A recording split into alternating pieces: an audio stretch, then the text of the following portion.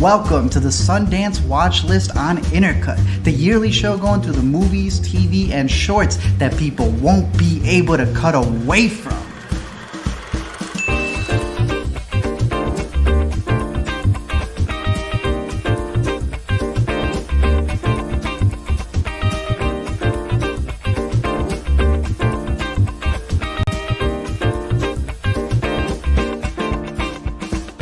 This year at Sundance, we'll be breaking down the best stories, performances, and all of the up-and-comers that you should keep an eye on. Richard Skarsgård, Alicia. It's a hot look. We'll also bring up the best moments we had in Park City, from insightful Q&As to special surprise music performances. As always, I'm your co-host Arturo Zurita, and joining me online and in person, the one and only Zachary Shevich. Always a hybrid on Intercut.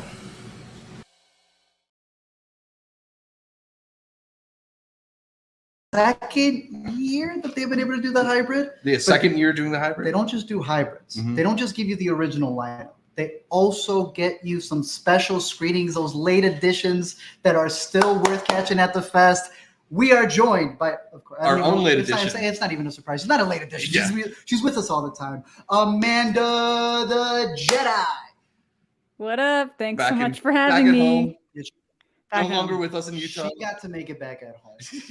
We're still in Utah. We're a little stuck. It was a little dodgy. We're at least stuck talking about movies. And yeah. This specific episode is going to be all of the best of Sundance. It's Intercut Special Awards dealing with all of the good, the bad, the ugly. We also have three videos exactly, coming out talking about all of the genre films, talking about all of the dramas and all of the docs. Yes. So you will get our breakdown of basically every single movie that played at Sundance. If it played at the festival, we got you. What was your final number of movies in the end? Because you got higher than I think all of us. A lot. My count was 60. Amanda, I think you got into the 40s, maybe the 50s. If I recap, I'm closer to 50, but like as I look right now, it's 45. Yeah, I'm sure there's a couple that slipped through the cracks there, because like just watching 6-7 movies a day, it's like even hard sometimes to keep it straight. I know, like I'm relying on my notebook. You're at the edge. Yeah, I got like every page of this thing full of notes on movies by the end of the ready to update it, but I guess the trees in Utah cost more because it was a no, it's the leather. That's the thing, is I tried to pick up this like beautiful, this absolutely gorgeous leather-bound notebook. I'm still thinking about it. Cost $140, $150, something like that. Yeah, I can pick up another one of these guys for a lot less. 5 of these guys. Yeah, there was way too many movies to cover. I think I missed 12. I think it's easy to say what I missed. Yeah, it's easy to say how many you didn't see. But there are so many movies, and in this series right here, we're gonna make it our annual Intercut Awards. We've kind of given our awards when we've wrapped up everything, but we decided let's make a separate thing. We need something for Sundance. All of the categories, but before we do that, how was y'all's fest, dude? Because compared to the 7 years that I've gone, y'all have 5 years. This is the best one. I think it's the best one. Yeah? I've had great years. We've been discussing if this is like 2 or if it's 1. I'm at the point that even with the minor inconveniences that we had at the end of the fest, if I can look past that, then yeah, it's great. By that, I mean a car had to get to. Yeah. R.I.P. your brother's car. I know.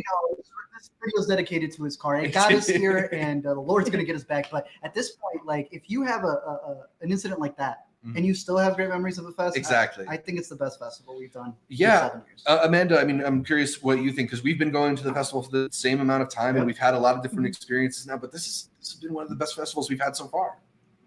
Yeah, I think just in terms of like the quality of the movies they had this year, there were so many different fun ones. I think some people might say that there weren't as many of these like small hidden gems, but they were there if you were willing to look for them and watch them. But it was just a really satisfying festival. And it's always fun just getting together in the Airbnbs and hanging out. And because it was more of a hybrid festival and the actual press screenings kind of like stopped halfway through the fest, we could just all hang out together, eat food, watch movies together, kind of like talk in real time. So that was really nice. And kind of same thing, nowhere near as bad as the car literally collapsing like it did. But like I like smashed my ribs on pavement like second day in. So I'm like still feeling that's how she began the fest. And dusty blankets like that. Yeah. We and dirty blankets. The dusty blankets are one thing. It was the crusty blanket. It was the crusty blanket that I take issue with. Chocolate spoons. Yeah, and dishes that hadn't been washed. We didn't have the best Airbnbs, but we had great movies at least, and not just great movies. This is definitely the year that we've been able to attend the most world premieres of any of the years that we've been going to the festival. Sundance was really nice in allowing us to go see the world premiere of Theater Camp, the world premiere. I saw Magazine Dreams. You were at Cassandra. We all were there together for You Hurt My Feelings, for Jamo Jaya, which at the end got some cool lighting that made it look like a Rich Brian concert. Yeah, it was pretty good. We all had, we were covering it as a team. We should start a podcast together. But yeah, we're going to be getting into all of our Intercut Awards, the best actors, screenplays, some of our best moments, all of that good stuff. But before we do, a shout out to the Intercuties on the live chat. Yeah. We had a couple of y'all who were giving us your recommendations and such. And because of that, I want to make sure that if you had a favorite from Sundance, put it in the comments. We're going to be collecting that because we also have our Intercutie Award countdown.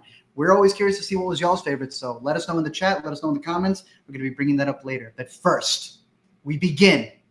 I think the Oscars, the Grammys, the Golden Globe. Grammys don't have this, but the Golden Globe. The Oscars definitely. The Oscars have to. We are beginning this with our best supporting actors of the festival. So this is the top 10 best supporting that we've had. And we had a couple of good ones. I was a really big fan of William Catlett, who played Lucky in 1001. This was a performance that I thought would pump it up. There was also like Fremont had a bunch of people. Greg Turkington did a really good job getting the tone of that movie. Everyone's going to love Jeremy Allen White if he's in a film, and he was also able to star in Fremont. But I don't know if y'all had some throwaway little recommendations that you had of a supporting character who really held up the film. Yeah, I mean, I definitely would shout out Tiffany Haddish in Landscape with Invisible Hand, who is very funny and steals a few scenes. Also Adam Lambert, who showed up. Bro, what was this man doing? Yeah, I basically didn't. I did not recognize. I kept looking for him because it said Adam Lambert was going to be in there. I thought it was going to be a song, but yeah, he killed it in Fairyland as well. I don't know if you had any, Amanda. Yeah, we see here. I really liked Owen Teague. I think we all kind of walked away really appreciating Owen Teague, and You Hurt My Feelings. Definitely not. He's not going to be the immediate choice, but as it builds into the end of the movie, you realize like how much he kind of pulls so much of the story together in an interesting way and helps with like the resolution of that. So I thought he did great. He's been in a bunch of stuff that's really been kind of like he ends up making like impacts in different areas. He was in another movie this festival, wasn't he? Yeah, he had two movies. Eileen, where he played the like the guard. Yes, he was the guard. Yeah. Also, he's in that Oscar sneak. He's the son in T. Leslie. He's gonna be. I agree with you. He makes the movie. He makes the movie for You Hurt My Feelings because even the director said, "I made the movie because I was having the same relationship with my son." Exactly. So I agree with you, Amanda. Owen Teague. I'm not going to forget the boy's name anymore. Owen Teague made it. But going into our top 10, let us begin with our best supporting actors of the festival. Yes. We begin with one from Passages. Talk about Ben Whishaw's performance in this movie. Yeah, I mean, well, Passages a really excellent film about like a tricky romantic entanglement, and I think Ben Whishaw is the character who bears sort of the emotional burden of a lot of the movie. He's the one who maybe has the clearest vision for what is happening to them in their relationship, and I think so much of that is communicated through that just like tenderness, that gentleness that he brings. This is very much in the same mold as a performance like his in Women Talking, where he's just this really like sweet, empathetic figure. But there's also like an intimacy and vulnerability that is not in Women Talking. Yeah, and he's got a long take in there. Yeah, he went in. Pretty long take. But I thought he was fantastic in the movie. Easily worth it as his performance of Martin. Amanda, did you like his performance? I did, yeah. That was like one where you kind of wonder why certain people make certain decisions, but you get it. But then he doesn't like keep the decision going so long that you start being confused as to why someone is behaving the way they are. So like by the end, you're just kind of like, well, thank God for that. So I thought he was really, really good. I'm surprised. Yeah, I feel for that kind of character. It's just one of those ones where like they're just kind of at the whims of this person that they love and care about, and they try, and then eventually you just kind of have to realize it's like, well, can't make that work. Ben Whishaw in Passages, which is going to be on Movie. I think that's the one big movie pickup that they got. So keep an eye out for that one because it's going to be brought up. This movie's going to be brought up again. But that was a number 10 pick. Moving on to our number 9 was a movie both of y'all got to see the premiere of. Was he there? Yeah, he was there. All right. Yep.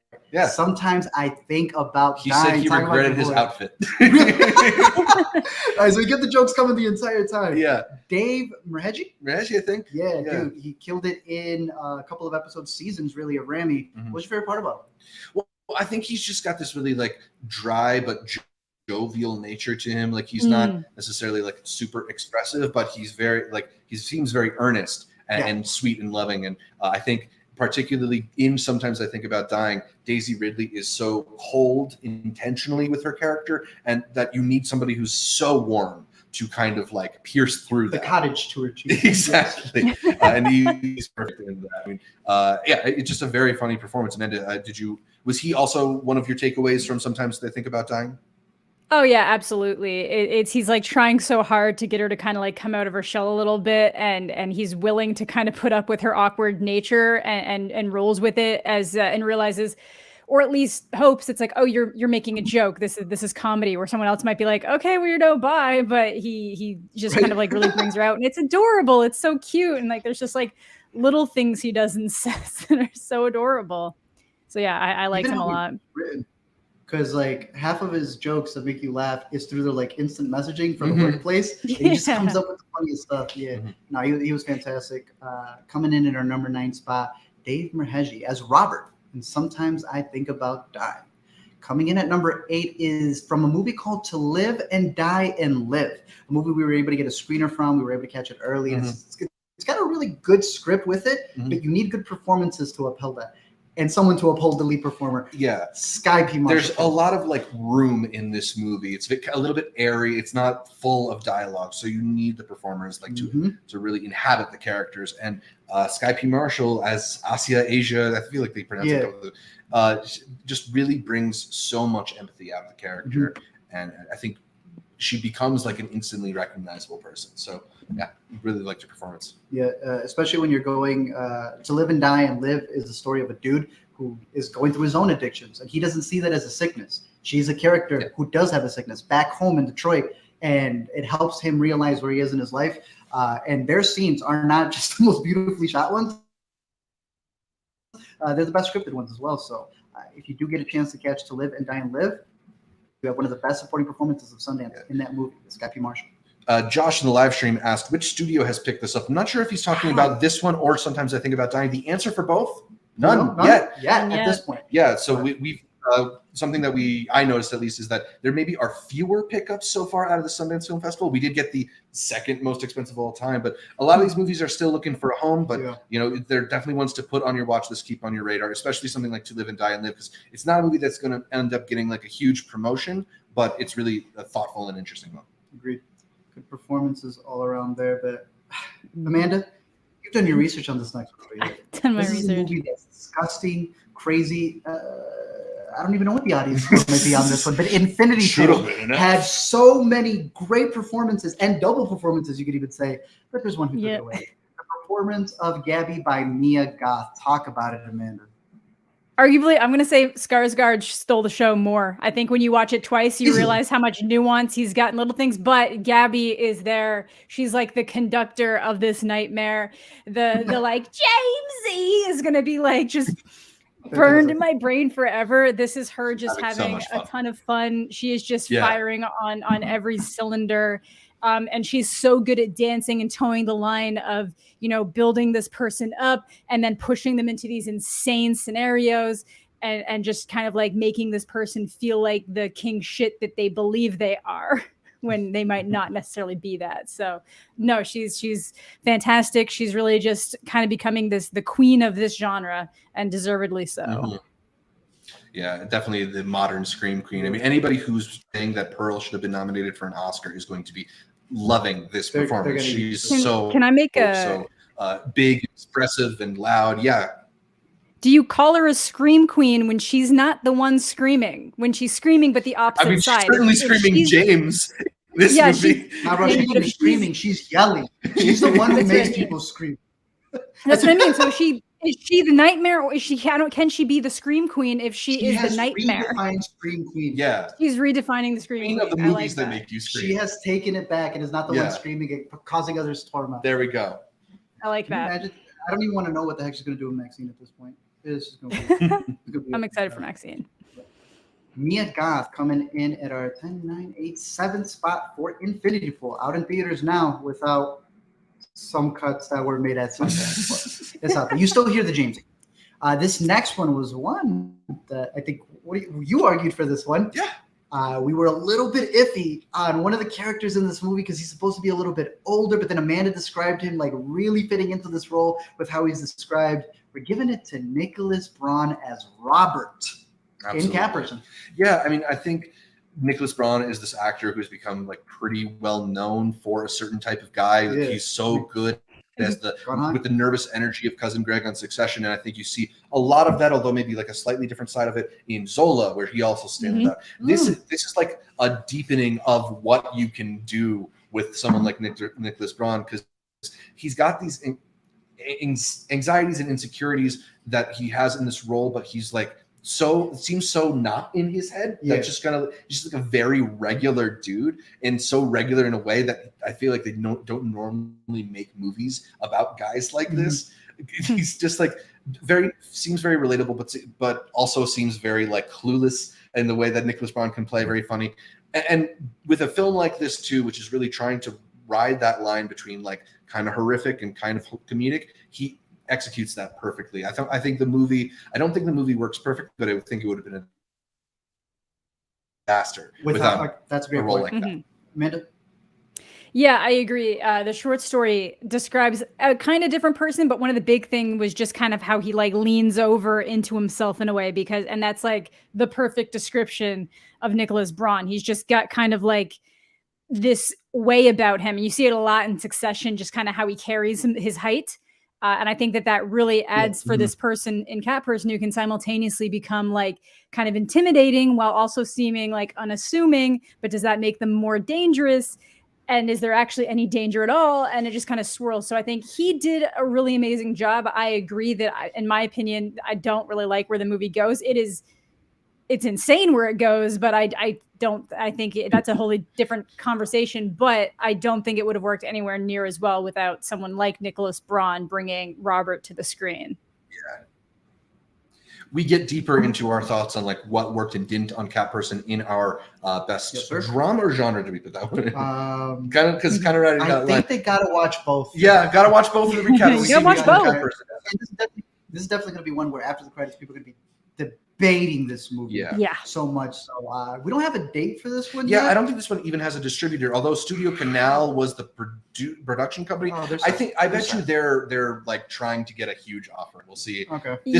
I was wondering if some movies hadn't been picked up because there is actually more of a battle behind the scenes where people are trying to negotiate like who's going to get it, because like I said, there were a lot of standouts this festival. So some of these companies might really be kind of holding out for either bigger deals, or some of them might have been waiting for premieres to kind of be like, look, that's the other thing, just in terms of the potential holding out for bigger deals. Catperson is one of the films that definitely came to Sundance expecting to be a big sale, came to Sundance expected to be the talk of the fest. Damn. I wonder if maybe that's what did it. I think they oversold. I think they are waiting for their like $20 million offer that's not coming. Maybe they shouldn't oversell those tickets and deny people press access when the movie ends up getting pooped, right? Yeah. Look, I went in very skeptical. I kind of like there's not a perfect movie. I just loved how crazy it went. I was just in that headspace of him being Cousin Greg going insane. And what delivered, and there he is in our mid spot. Getting into our 1, 2, 3, 4, 5. Top 5 we have from a movie we're a little mixed up, but I think we all agree that this performer stood out. Yayu A.W. Unruh, who just appeared. We finally caught up, Amanda, on The Last of Us because we were sick and tired of people spoiling the last episode, which is fantastic. That's our intercut quick review on the last episode of Last of Us. Incredible. Woo! This man appeared in it, and he plays the father figure in Jamo Jaya, the father of Rich Brian, who originally is his manager and then decides to, well, he doesn't decide. He has no choice. He gets fired by his son unless he has something to say about it. He was great in this movie. A lot of our anticipation for Jamo Jaya was to see Rich Brian, and I think it's telling that all came out of the movie talking about this performance from Yayu, which really does steal the scene. And that because they have him doing this same thing every single do it again, and we still were like, That's a lot. Yeah, he did it really good that third time. So he was clearly a standout here. And it was interesting how he got cast off of mime videos. Like, obviously, he was a performer as well, but like, that's an aspect that he does in his free time, and then it gets incorporated into the movie. It comes out of nowhere randomly, but it got us all to laugh. His performance was a standout. Very good physical performance. Really good in The Last of Us as well, on that cold open. Yeah. And I'm looking forward to seeing him in more stuff. Absolutely. Let's talk a little about Joyland, though, because there's plenty of performances we could have pulled out of that film. Both of you got to see it in The Egyptian. We've been having our discussions. Who was your standout on this movie? You want to go first, Amanda?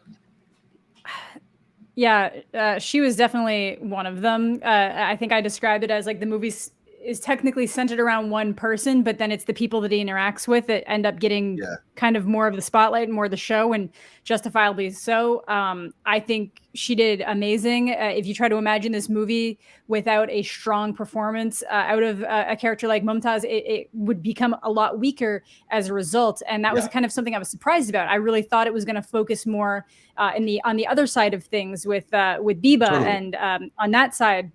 And it does focus a lot over there. But it actually does take the time to make this character a very well-rounded character, not just the person that, like, based on principle, he should have some kind of loyalty to. They give us a reason to, like, understand everything about the dynamic of this relationship and the family that he and she are a part of. I thought it was amazing. She absolutely blew me away. There are, like, full moments where it completely focuses in on her for us and, like, the duration of something. And I thought it was a truly, really fantastic performance. We're going to be bringing this up for a couple more acting awards and some other different awards as well. But Joyland was a spotlight movie that I thought was really fantastic. Basti Farouk, hands down, someone to keep your eye on. Yeah. Next up, Theater Camp with a surprise performance that really took us off guard from Noah Galvin. Exactly. I mean, because I think we were, again, one of those films where we're coming in, how good is Ben Platt going to be? Is Molly Gordon going to be as good as we want her to be? But Noah Galvin is the one who absolutely steals this film. I mean, he has such a key role in the finale and is so funny in it. I mean, it's just a really great performance, great comedic timing, and shows off a range of his abilities. I've always been quoting him as saying Barcelona. Now I was going to say Barcelona. No, there's somewhere. So Noah Galvin as Glenn in Theater Camp, easily top 3 performance. Amanda, you got to see this performance with me. John Magaro as Arthur in Past Lives, the standout of the fest. I'd argue him above. I would actually argue. I feel like he should be in the #1 spot here, personally. Go for it. I think he should. I like who we got at #1, but I think that there's just a nuance to Magaro's performance that is just it so much hinges on him and like people like getting kind of uncomfortable about and kind of laughing at things. It's like, yeah, but if this was happening to you, it would be like it would be the most like gut stab thing in the world. But he did such an amazing job being this like patient person, this kind partner, this understanding person, while you see every hit and blow in his eyes because they're just such sad eyes. Like I watched Big Short on the plane yesterday and it was just all coming back. But yeah, I would argue that he should be in the #1 spot. Yeah, I love him too. John Magaro, easily a standout from the movie, and when you hear his Q&As on it, he's playing himself to a degree, and I thought he was a standout. But we all did like this performer. The way the rules work, I guess it goes up. It's our top 3. Glenn from Theater Camp, Arthur from Past Lives, and someone who just made us laugh so much in this movie. From You Hurt My Feelings. How about Michaela Watkins? Michaela, I mean, a very funny performer generally, but I think gets a perfect role for her kind of like I feel like she's really fun when she gets to play like frustrated but doesn't want to show it. And she gets so many moments in this film, from like that little bit with picking out light fixtures to just dealing with their mom together. I mean, a perfect person to play off of Julia Louis-Dreyfus. I think they have a lot of the same comedic energy. Yeah, they were in a playground. But she also there's a depth to her character in this film too, and I love that the film goes from exploring Julia Louis-Dreyfus's relationship to her sister's relationship. I really love Michaela Watkins in this role. Those were all our supporting performances. If you have anyone that stood out to you, let us know down below in the comments. Oh, we got some already. Yeah, we already got some. Oh, already. Let's go. Yeah, Wiley Todd mentioning would love to see the boyfriend from Slow in this category. I have him as an honorable mention. It depends how you see him. I kind of saw him as co-lead, so I saw them as co-leads. Yeah. Yeah, so that's definitely another performance worth spotlighting too. So, For sure. Wiley Todd also had a quick question for us, asking if we think South by Southwest or Tribeca will have any virtual elements to them, as Sundance did this year. I mean, it's a big question because it feels like a lot of film fests are trying to steer away from them. A lot of people in this one were saying, "Yeah, we got to get rid of those festivals." I was like, or the online portion. Yeah. Like, no, this is the best version of it because a lot of you Intercuties were logging in more movies than us sometimes because you had the chance to see it at home. We wouldn't be able to have as many if we didn't get the chance to see it at home. Mm-hmm. And the thing about it that we really argue for is we will still, as press, get links. Yeah. Y'all won't. Exactly. There was plenty of films like You Hurt My Feelings we had a chance to see online. But like even in no general, one else got access. Yeah, even if you were to take away all of the online screenings, there are still going to be Vimeo links that get sent to us. Yeah. I like the fact that there's the ability for y'all to watch it at home. They need to keep it. Yeah. So I would put that as one of the best things to come out of the festival. But those are for a special jury prize. We are moving on to our Intercut Up and Comer Award. Yeah. We had a lot of honorable mentions that we had in this, from Raven Jackson, who did All Dirt Road's Taste of Salt. Mm-hmm. I really loved the directors of Talk to Me, Michael Philippou and Danny Philippou. Basically, the only reason we don't have them here is we might be talking about them a little bit more later. Yes, sir. But the main reason for this category is these are the people who we basically did not really know, or at least didn't have a familiarity with before Sundance started. And now we're going to be looking for everything they're going to do. Take it away. All right. So at the number 5 slot, I got Wale Oyedide, the director and writer of Bravo Burkina, a man who's done some film work in the past. He's a costume designer on Black Panther, and I think that knowledge, that element that he's bringing in, is totally evident in Bravo Burkina, because the film is full of these really vivid colors and outfits that are memorable. I'm still obsessed with that dude's red and yellow robe jacket. He's gonna come up again in whatever another category easily. It's just, the film is also got this really magical realist element. It feels like a fable. So it's just interesting to get this kind of vision from a guy who has a background in music, has a background in fashion design, is moving into film now. We found out he also was briefly a lawyer. Like, this dude's bringing stuff in museums. And he's one of those people. Yeah, he's a very, very interesting guy and made a very interesting movie. So I'm very curious at what he's going to try to do next. Keeping him on there. I personally have one at number 4, Chloe DeMont for Fair Play. She had the biggest pick for the fest so far. $20 million.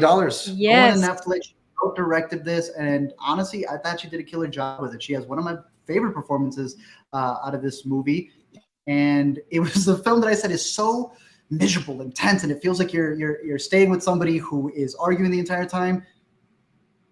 I don't know if I want to revisit it, but I thought it was a 4-star movie. So I do. By T-Series, and Amanda was T-Series. Oh, you got picked up by T-Street. That T-Series is a completely different thing. The T-Street from Ryan Johnson. It's his production company, so it definitely has those thriller elements.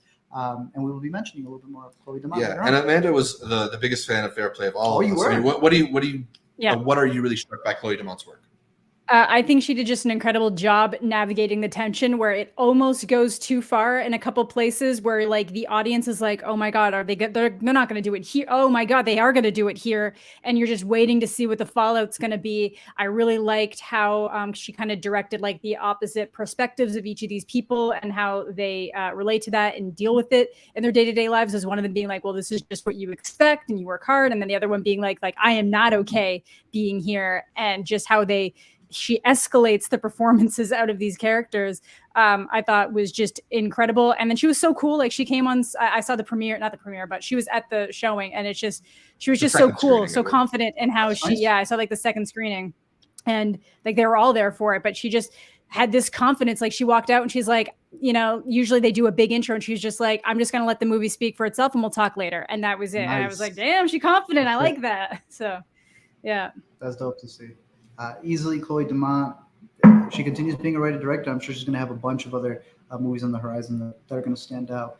Let's talk about 1001. Because this is a movie that also comes from another writer director, if I'm not mistaken. A.V. Rockwell. A.V. Rockwell killed it, dude. A debut, and one that ended up picking up the Grand Jury Prize for U.S. Dramatics. So we're not the only ones who were really swept away by this vision of Harlem in the 90s and early 2000s, this story of a mother and son. And I just think, it's one thing to have told this this drama beautifully. Like, it's a really well told story, but it's also amount of eras that you're going through. Yeah, and it's also the way that it really feels so lived in, not just from the writing, but from the production design. We all came away from it talking about how good the costuming was, how good the makeup was, how good that score was. Shout out to that. We'll talk about it more in the future. But you know, it ultimately comes down to a director having that over-the-top vision, that control over the product. And A.V. Rockwell, more than most people, I think, demonstrated like a really comprehensive vision for her film. Yes, sir.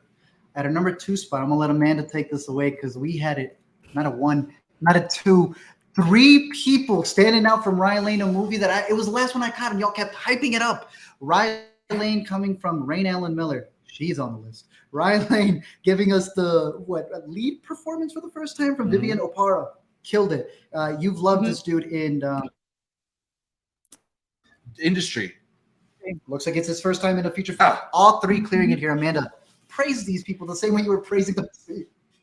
Dude, they were so fantastic. Like everything is just so good. There's just like a fantastic like eye to detail from like the directing standpoint, and then also from like the screenwriting standpoint, which is both Rain Allen Miller. Like there's just so much like this, it's so intimate with these 2 characters as you're learning about them, but then you also get this like rich world around them, and everything feels very alive and it feels very weird. And for something to technically fall under like the rom-com category and like resonate with this many people and hit with everybody, both like the critics loved it, press loved it, audiences are loving it. Like that's a really impressive thing to do. It's got a lot of really like vibrant, colorful, fast, solid editing that might feel a little bit like an Edgar Wright, but then also kind of like unique in its own way. I know in the full video, we talk a little bit about how effectively like the fisheye lens is used and doesn't feel like it's a fisheye lens. Like it doesn't feel like you're watching like an old 90s skater video, but then the performances out of these 2, they just demand to be fallen in love with. Like you feel them as people, you know who they are, they're flawed, but you learn to love them because of those flaws, and a lot of their flaws might be reflected in you. So I thought it was just a tender, hilarious movie. I was laughing so much, and it stuck the landing, which is hard a lot of the time. Absolutely. And that's the thing, though, with romantic comedies, too, is that like not only are you asking to watch 2 people fall in love, but you as an audience member really have to kind of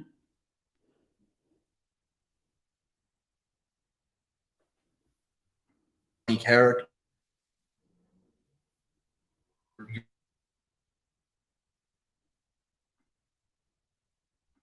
performances from Cara and David Johansen, who are now actors that I'm like definitely looking out for.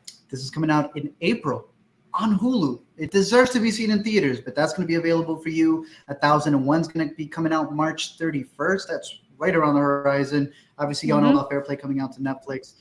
But we're beginning it with our number 1 spot, easily the greatest debut. Before I say that, Devesh is pretty funny. That she escaped the Bridgerton confidence. Yeah. First it was Renee, and now Phoebe's got it. Bro. Bridgerton can't keep them. Damn. Well, what we are keeping in our hearts is Celine Song's debut feature, Past Lives. Ooh. Already talked about 1 supporting performance. Now we're talking about the director. The rest of them would be on this if they weren't already in a bunch of other things. This is her debut.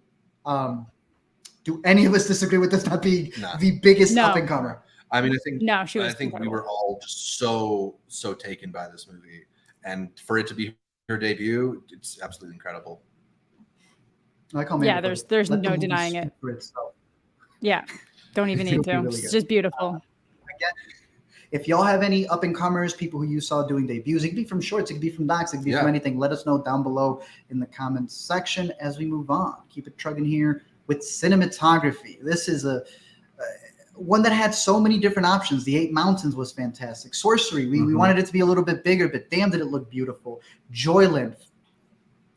I can talk about Joyland all day, but let's get into our top 5. Zach, this one was a horror movie that has no business appearing on so many of our top 5 lists. First, I'll just shout out that Amanda just threw like 10 stars in the document under 8 Mountains. So I think she's got her pick for the best of the honorable mentions. Amanda, I do, yeah. Like, they captured the 8 Mountains. They capture the 8 Mountains. The reason why I'm happy leaving it in the honorable mentions is because it premiered at Cannes. Same thing with Joyland. It had premieres in other places. We'll leave it for the exclusives to this. But like, my God, I don't understand how they got some of the shots they did in 8 Mountains. So Yeah, it's beautiful, and the story's beautiful too, so it's great. But yeah, let's dive into Talk to Me. The Intercut Awards, you're going to see 8 Mountains. Yeah. And you probably will still see Talk to Me. Yes, Talk to Me. I mean, it's just such a clear vision for horror. I mean, it's not necessarily got the like refined look of a lot of other A24 films, but it is A24 film I keep forgetting. Yeah, because it feels so different compared to what they normally do in the horror space. But this one is so visceral and so like punishing and nasty. And I think they're able to depict all this stuff in a way that it doesn't feel like it's necessarily indulging, but it is kind of exposing you to the things you don't want to be exposed to. And I don't know, it's particularly towards the end, once they get into sequences that bleed into other sequences, there's a lot of really cool filmmaking done in there. So I'm really, we'll talk about the directors of this one more, but I think there's just so much going for what I think was all of our favorite horror film from the fest. I think so. Yeah. I think we all put it up at the top. So Talk to Me. Really good camera work. It's going to freak people out. I'm excited for you to see that. Jamo Jaya. This was a movie. I apologize. I made y'all sit really close because I wanted to see Rich Brian. But damn, could we also see the film grain? One of the most beautifully projected movies that feels like you're living in a music video. We ended up not vibing as much with the story as we wanted to. We already told you all about the supporting performance here, but the cinematography here was fantastic in the way that it was able to blend all these colors. There were some very like mystical scenes, but not fully, where they're telling you of a proverb in Indonesia. It just looked fantastic overall, and I definitely would. Jamo Jaya. Amanda, we got to experience the most beautiful New York shots in past lives. Vent about them. It was just so good. It's another one of those ones that it's pulling you in because of the excellent character work and this excellent, like, just not even sometimes dialogue between them, just like shots between them and the emotion you can genuinely feel from the characters. But that's all just brought together by these just beautiful shots of everywhere there. And sometimes they're just real simple ones. Like, they're not reinventing the wheel when people are having like Skype conversations, but everything just comes together so beautifully, and it feels like you're in New York when you're looking at these scenes. Like it authentically feels like that's where you are, and you can kind of feel the energy of the city around the people as they're kind of going about their day-to-day lives here. And even when the stuff is shot in Korea, like I've never been to Korea, but it feels authentically like, and they shot there, and they shot there. That's what I mean. So you can tell that they shot there, and she put great care into the authenticity of this movie instead of being like, well, it'd be cheaper if we just filmed everything in like Toronto or, I think that she did an incredible job. It's a film that's full of like yearning and these like repressed feelings, these like unspoken feelings, and they're able to communicate so much of that through how it's shot. Like there's an amazing shot early in the film where you see two children walk different paths. Yes. That's what I was thinking when I'm talking about like the Korea scenes. When I'm talking about the Korea scenes, that's what I'm thinking. Like that split. It's fantastic. I would just say whoever they got to rent out all the dolly tracks, that person's eating well for next year. Some crazy dolly tracks in New York City. Fantastic. Josh in the live stream asked the question, can Past Lives be this year's After Sun, where it's an exceptional debut film? And I feel like I've been seeing this ain't getting hidden. No, I think this is going to be way. It was clearly one of the standouts of the festival. And with A24 Bank, who had After Sun? Was that also A24? They messed up with After Sun. They better not mess up here. That's the thing. Like, I think this is going to be a bigger hit than After Sun is. Whereas After Sun same quality. If that's was this sort of like under discussed thing that people really responded to and have been championing.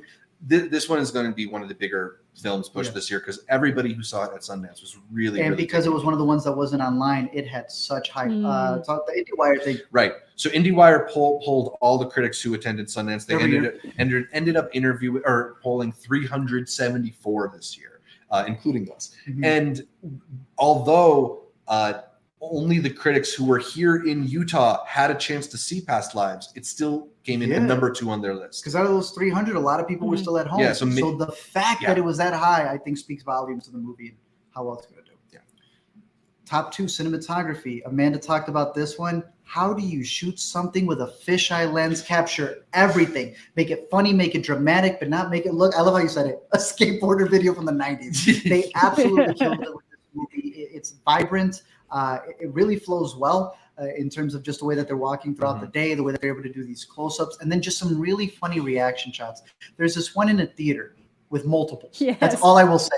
I want, you know, when you like really want a screenshot so bad, I want that GIF so bad. Riley is one of the standouts of the year for me in terms of cinematography. Y'all hyped it up exactly the way you should have. I'm excited for people to see this, hopefully on a big screen, because at home for Hulu, it's still gonna look nice, but damn, it looks good up on the big screen. As well as our final one over here. However you feel about this movie, however you're prepped going into it, knowing that it's a mood piece, it is undeniable that All Dirt Roads Taste of Salt is exquisite. Yeah, I mean, for any film to be so dominant in its visual storytelling, there's like very little dialogue. Cinematography. Yeah, it's speaking through its image. Exactly. Like that is the number one thing to take away from this film is how the images they've composed, how they choose to put them together. It really is a film that speaks through visuals, and it has a lot to say. Bro, I don't want to call it, what's the Lubeski one? With what's his name? The Tree of Life? Yeah. I don't want to invoke that. Yeah. But I'm going to throw it out there. It's got these sweeping, nice shots where it's closing in on touches, really, those warm embraces. Yeah, a lot of focus on hands. Oh, and I talked about it being like the live moment of a photo. This portrait that you've captured. If you were living in that moment, this is what the movie feels like. All Dirt Roads Taste of Salt. Topping our best cinematography of the year. I'm already talking about that. Of the year for Sundance. Yes. But hey, who knows? I see that sticking all the way to the end. Best screenplays. Y'all got any extra ones there that stand out to you? I really liked Slows. That was a very good screenplay that I believe is an original story. Yeah, I mean, I really like Talk to Me. I think it's, we were really surprised on the Lord for Talk to Me. Yeah, I mean, we were going to bring it up a lot of places, but I'll bring it up here too. Amanda? Yeah, I also agree. I think slow is a bit on the slow side, but it's intentional. It's because you need the time to like build with these characters to get to the point where you can really understand kind of what they're each going through. So I appreciate that. Also a huge fan of what's going on in Talk to Me. The ending of Talk to Me is like the ultimate gut punch. Like I know everybody went into this festival Infinity Pool as like the horror movie of the fest. It's going to be this, it's going to be that. And I think a lot of that has to do with Cronenberg's name. Infinity Pool is a lot of things. I think Talk to Me walks circles around it in a lot of ways, runs circles around it in a lot of ways. But they're different types of movies entirely. They are different horror movies. Some people are going to get more out of Infinity Pool than out of Talk to Me, but Talk to Me felt refreshing in a genre of horror, of a style of horror that is so easy just to feel stale. Agreed. I'm also going to throw a really quick one in there, La Pecera, the way it talks about Puerto Rico. Really, really good. Check that one out if you can. Zach, you started off with the number 5 spot, the last minute edition that we had there, because we find ourselves continuously, even though we didn't love the movie, but we really liked it. Yeah. We keep bringing up moments from this film. Yeah. I mean, we have been like finding all these ways in which the film's shortcomings kind of resonates just with like everyday life. And I think it's really a credit to not just the script, but the book that it's based on, graphic novel that it's based on, both of which written by the same man, Adrian Tomine. It just really hits on these elements of culture, elements of life, elements of like racial discussions that are very true. They're not like academic discussions. They're things that people discuss every day with friends, going through relationships and stuff like that. So there's just like a real relatability to the things that happen in this film, the things that are discussed in this film, that made it stick with us, I think. And so more than anything, I think it is really the script to credit for all that resonance. He should also be credited. I don't know what I don't see him here, but he wrote Paris District 13 or Paris 13th District, which was one we gave a shout out to. So he's a really good writer, and I'm looking forward to picking up those books from him.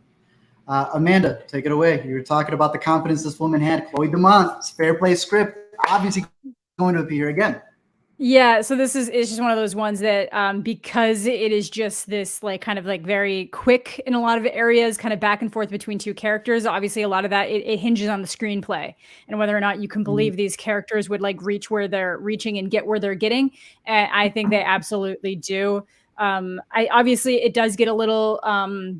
I think some people might say it gets a little excessive at times, but I can see that if somebody's going to keep heightening, somebody's going to have to reach an area to match it. And it's okay. It's a movie. It's allowed to get a little bit more intense, but It's gonna be on Netflix. I just really I really enjoyed the screenplay for this one. I really love the dynamic between the two characters. I really like specifically how Alden Ehrenreich's character is written, and kind of have you compare some of his qualities early on and then how they kind of shift later on. I really like that because it would be so easy just to start a character off always being one way, but to have them kind of morph as the result of something happening, I think is way more realistic and very interesting to watch. So I like that a lot. These next three are movies that we've been bringing up a lot. So it's like we've already told you why they're so good. Yeah. Rain Allen Miller, yet again coming up here for her script for Rye Lane. If you read a script and people compare it to Edgar Wright, y'all keep calling it a rom-com.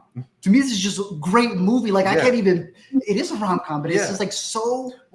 Is it technically something that would fall under the rom-com category? No, but it is so right. It is a rom-com. It's just so much more good. It's like I feel like I'm pigeonholing it because the rom-coms have been so cliche recently. This reinvention. I know. A rom-com should be happy to have this movie in its category because it's also like.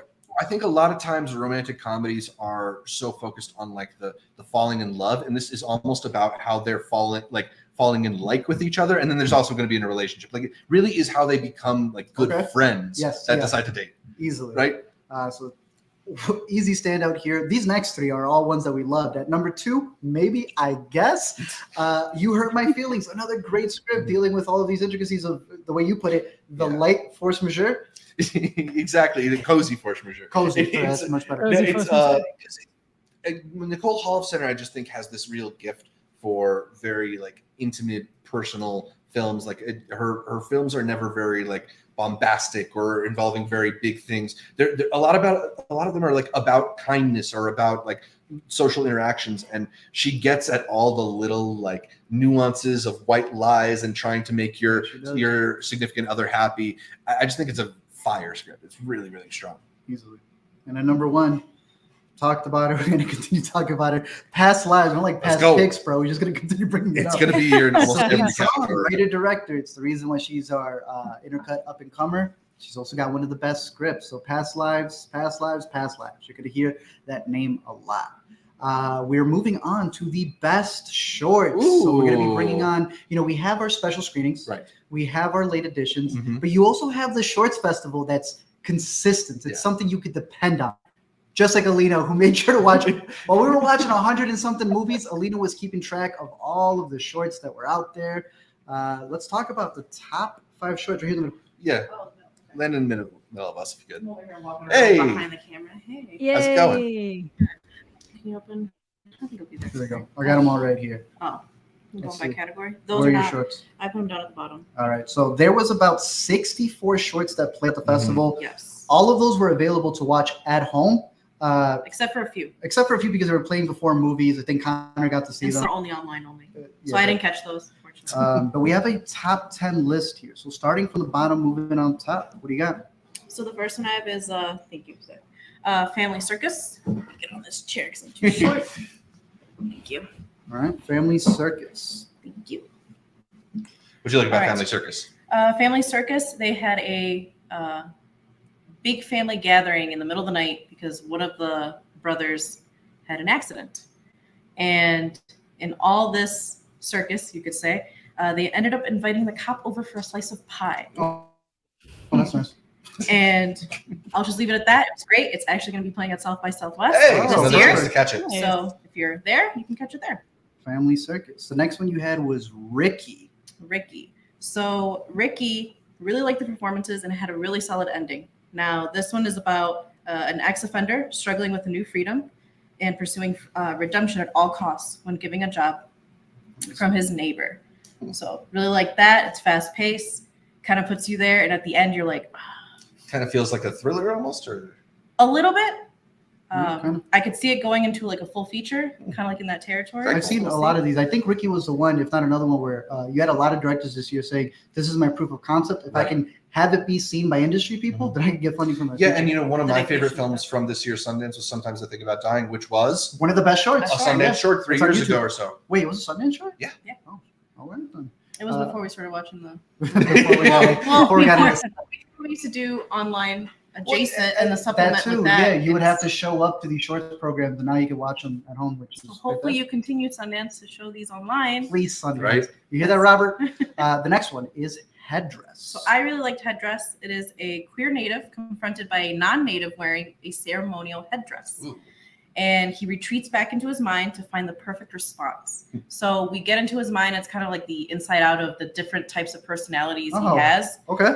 And how he's going to react. So you have like the goth tie and it's the professional, so it's like you have all these different versions and eventually come up with an answer. Oh, dude. And we'll see if he responds. All right. Headdress, a short comedy from Sundance. This next one, the shorts expired on us, but there was 2 burger shorts for whatever reason. And this was the one that stood out to me the most. And they're Nocturnal Burger. And they're completely different.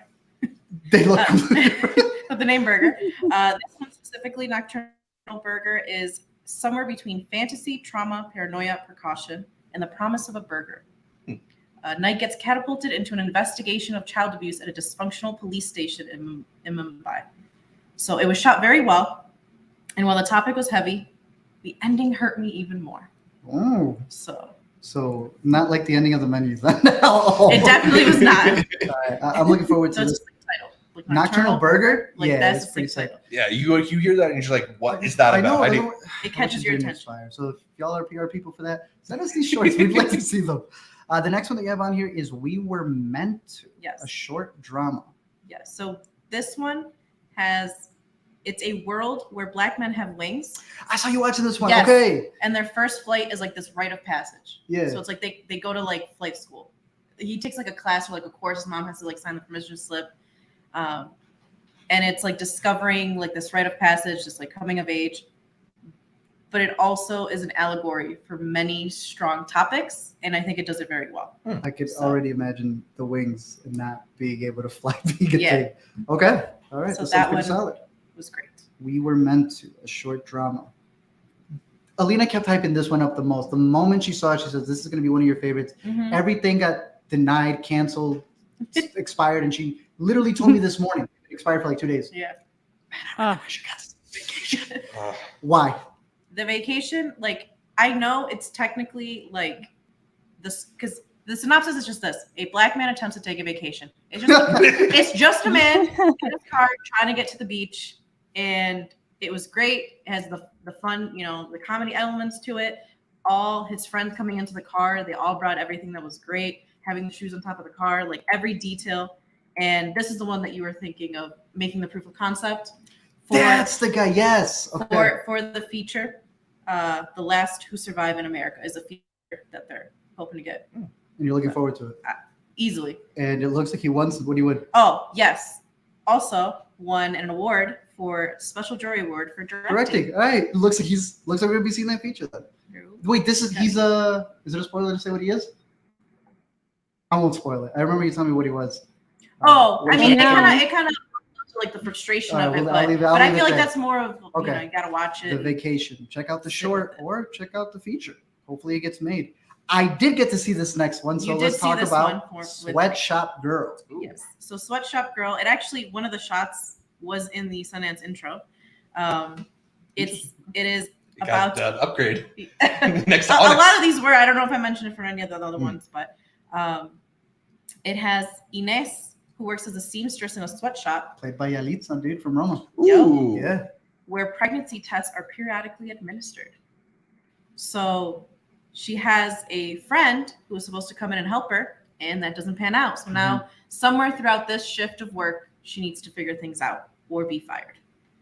So really enjoyed that one. There's a shot, and I think if you're streaming on this, if you open up the second link on Sweatshop on the drama, it'll show the specific shot in the images, and it's her in a staircase. It is beautiful. This is a shot that was in the. And right there. No, it's not the one in the Ooh. intro, but it's such a beautiful shot, All right. and it's like at a pivotal moment, and it's fantastic. Is this the one with a certain producer? This one? No, that was Another one from that another was for day? Ricky. Oh, that was a Ricky. Oh, Ricky is. Well, I'll go through them again. But Ricky is also produced by Cary Fukunaga. That used to mean something back in the day, but I guess it's still there.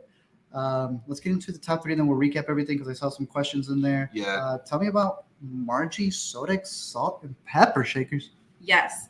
So this is a little doc. What? And it's very interesting because it tells you the story about Margie and her entire collection of salt shakers. There are some wild salt shakers that she has collected over the years. And the only way that I can describe this doc is if searching did a documentary of all these cute little salt shakers, but then also showing me the breakdown, like screen sharing almost the completing of this documentary. I don't know if that made any sense. Okay. But it's editing the film that you're then showing to me. Fascinating. I love that. Well, this is the one that you said had an editor. Yes. So the editor on this film is the director of Strawberry Mansions, which director. It was the editors. No, the director of Strawberry Mansions is did some editing with the short as well. Wow, we kind of like that movie. And you said it was going to be at South by Southwest 2023. So I'm going to keep that if one. you're going to be at South by, it's another one to look There out we go. for. Already got my stamp of approval. Top 2. So the top 2. So this next one, it's one of those where like it almost confuses you, and that's why it intrigues you. It's called See on the Day When the Magic Returns.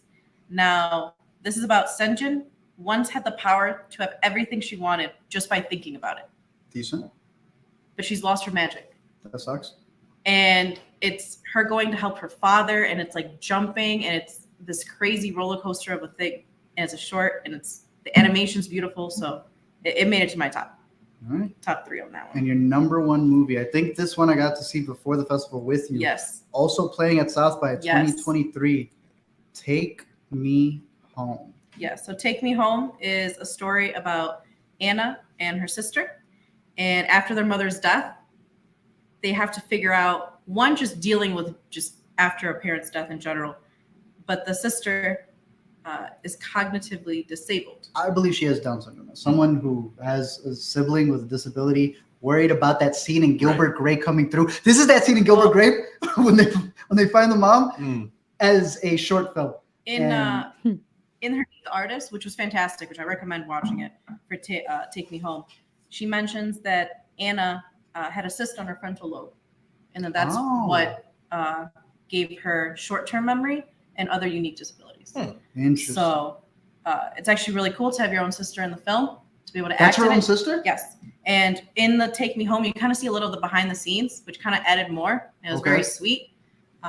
So yeah, this one was very good. All right. Going back through them, at the number 1 spot, we had Take Me Home, also playing at South by Southwest. Yes, sir. We had The See on the Day When the Magic Returns, which was a very nice animated short. Margie Sodek Salt and Pepper Shakers, edited on Premiere, very decent. Sweatshop Girl, which I also did get to see, and I would put my thumbs up on that one. I could see this one making it to the Oscar shortlist next year. Okay. The Vacation, which is, I don't have a choice. This is the top of my radar, according to Alina. Looking forward to that one. We Were Meant To, which I saw some people asking about. Yeah, that's the one that LaShawn asked in the live stream comments about the black men with wings. Mhm. Yeah. This one looked awesome from what I saw, and after she told me how the story ends. Because I guess to add to it a little bit, I don't know, was Coded Bias at Sundance? Yes, it also was. So Coded Bias was at Sundance, and that kind of touched upon how when you have darker tones in your face, Facial recognition the software facial is- recognition software There's is drones in just this world. That's done. Mm. In this world, there are drones, and there's just like that element to it, so it's like not to that extent of Coded Bias, but just putting the technology, and it's like if you leave a machine to it, does it perform better or not? Also, I had The Vacation. This is the one for We Were Meant To with the wings right Yes, there. There we go. we were meant to. And Yep. then knocking it out is Nocturnal Burger, which I'm looking forward to. Headdress, which I have to figure out which motion I guess he picks. Ricky, again, Cary Fukunaga is a producer, if that means something to you. It might not be a good thing anymore. Right? They're trying to hide it. They don't know how to push it. Don't let that suppress it. And It's a Yeah, great building short. itself is good. It's a great short. Thank you, Alina, for all of the short films. We appreciate welcome. it. Thank you, And Alina. It's not good. Yeah. So I literally had to dwindle this down to 10. Yeah, but I loved watching the shorts. I loved Yeah. all of them. there's a bunch of other ones, yeah. and not only with this clip right here, but we're also going to have on the A to Z Show website. She's going to knock down all the other ones, including all the honorable features, because we told her only keep 10. She's like, Yeah. but I have docs. I Yeah. have Midnight There- Sun. I was like, I can just how they're split within its own category is just like ranking them. So it's like, can I bring all of them? But you Well, can't. it will be There- on the website. There are not a lot of people who watch all the shorts Yeah. at Sundance. I think most of them are people who work for Sundance Annalena. So yeah, if you want a perspective on the best short films that were there, definitely go to the ETC website to check those out. Thanks. All righty. Have fun, guys. Yeah, doing our best. We're trying. We're getting there. What do you think of the shorts, Amanda? I didn't watch a single short. Me either. I'm sorry. I never do. I know they're great, but I usually just wait until people tell me shorts are good and then I'll go watch them. All of those collectively, I think, was one movie. Was it actually? Okay, I'll do that. That's the thing, though. That's what I mean. That's one movie I wasn't going to watch. That's one movie I wasn't going to watch. Yeah, but like that's why we have her weed out the good ones. Yeah, exactly. Yeah, now she did. So I can go find. So if Sundance could just unlist those, that would be great. Let's get into our special jury Intercut prize. Yeah. Keeping something really fun and light here before we get into our outstanding awards for special achievement in the fields of excellence. Let's go for it. Yeah. What do you got on here?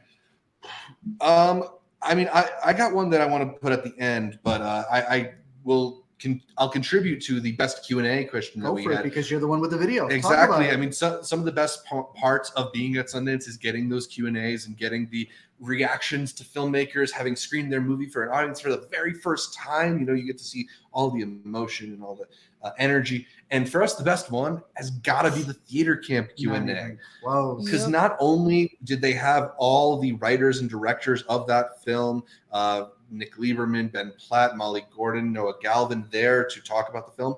They brought all the child stars and performed the finale of the movie. A medley of the finale. Love So it. like literally a finale. one-time special performance. Yeah, and like, you know, none of the other Q&As came with a musical performance for us this year. Going mariachi maybe should have. They did it outside. They did the red carpet. Yeah, they should have done it. Yeah. No, easily, I agree with you. This is one of the best Q&A moments. I'm going to follow it up with the Special Jury Intercut Award for the Best Doggo in Film. Animalia for a movie that's called Very Good Animal. Very good boy in this one. It's a movie that technically is translated from Parmenos, meaning among us. That wasn't going to happen. Yeah, never gonna happen. You have a really good dog performance there. So Jenny the Donkey couldn't get a nomination this year. I'm hoping that this dog is able to break on through to the other side. Amanda, you were there for us when we experienced the horrors at the Rose Wagner Theater when someone almost fell over the balcony. You remember that? Yes, I do. How could I forget Nightingale? They were trying to get out so fast, they almost ran right over the balcony. Every year there's one movie at Sundance that people just can't stand. Oh. It's too scary. And this year it wasn't even the scariest movie. It wasn't even the scariest movie, but it was disgusting. No. Amanda, you saw Birth of Birth, right? I did, yeah. At what point do you think someone had to evacuate because they were sick? The only thing I can think of is that the only thing I can think of is that there's kind of like a scene where you can see inside someone's arm and they're like making like fingers move. But and that's it's always the only thing I can think. It's either that or there wasn't enough air being pumped into that place because there's not a damn thing in that movie that would have made me feel uncomfortable enough to have to feel like sick to leave. But I guess sometimes it's a mental thing. Like it gets in your head and then you can't stop thinking about it. So like for me in Bones and All, it was the hair rope. When I was sitting there the first time, I was like, I got to like collect my breathing here because the more I think about the hair rope, it wasn't anything else. So I just, it was probably something like that, but they reported that it was like multiple people started like feeling sick and that like somebody almost passed out or did pass out. And I do think it's just that mental thing where you kind of start getting queasy and then you breathe too much. So there's not enough oxygen going to your brain. And the more you try to correct it, the worse it feels. The air's thinner up here. But you know what, though? It's always the Ray. Somebody had a heart attack at one of the movies a couple of years ago, and I think that was just unrelated. I think very tragically they were ready to have a heart attack. Yeah, it was Chase and Ryan were at that screening. Yeah, so I don't know. I think there's something at the Ray. There has to be something at the Ray. Zach, you had a very interesting special jury prize over here. Wait, was this one? That one's me or Amanda's? I had the outstanding achievement. I had outstanding achievement in soul crushing questioning, which goes to landscape with Yeah, you want to tell us about that moment? Yeah, so the question started off pretty well. There's some art in the movie that is a very defining aspect of the movie, and somebody was just really interested in it. They wanted to know who the artist was, and it was a really good question until right before he ends it off. He says, "I mean, the movie was cool, but the artwork was phenomenal." And the artist was not there. What every filmmaker wants to hear. Yeah, the only person you're shading is the filmmaker that's right in front of you, Corey Finley. Yeah, so just everybody in the audience was just kind of like, oh, like collectively at once. Yeah. But he handled it well. But that's one of those ones, he went home and was like, oh no. The worst part is he probably did it. I encourage everyone to go to in-person screenings, but that guy, stay at home. Yeah. All right, I gotta put it stop motion video game genre. Divinity is this weird old movie where they decided it's shot in live action, black and white, and then when they fight, it's a stop motion action 8-bit thriller. I'm gonna leave it at that. Wrap it up, Zach. What we got here? Best ending to a movie. Now we don't want to spoil any of them because like y'all probably haven't had a chance to see it. But sometimes movies are great because they're great.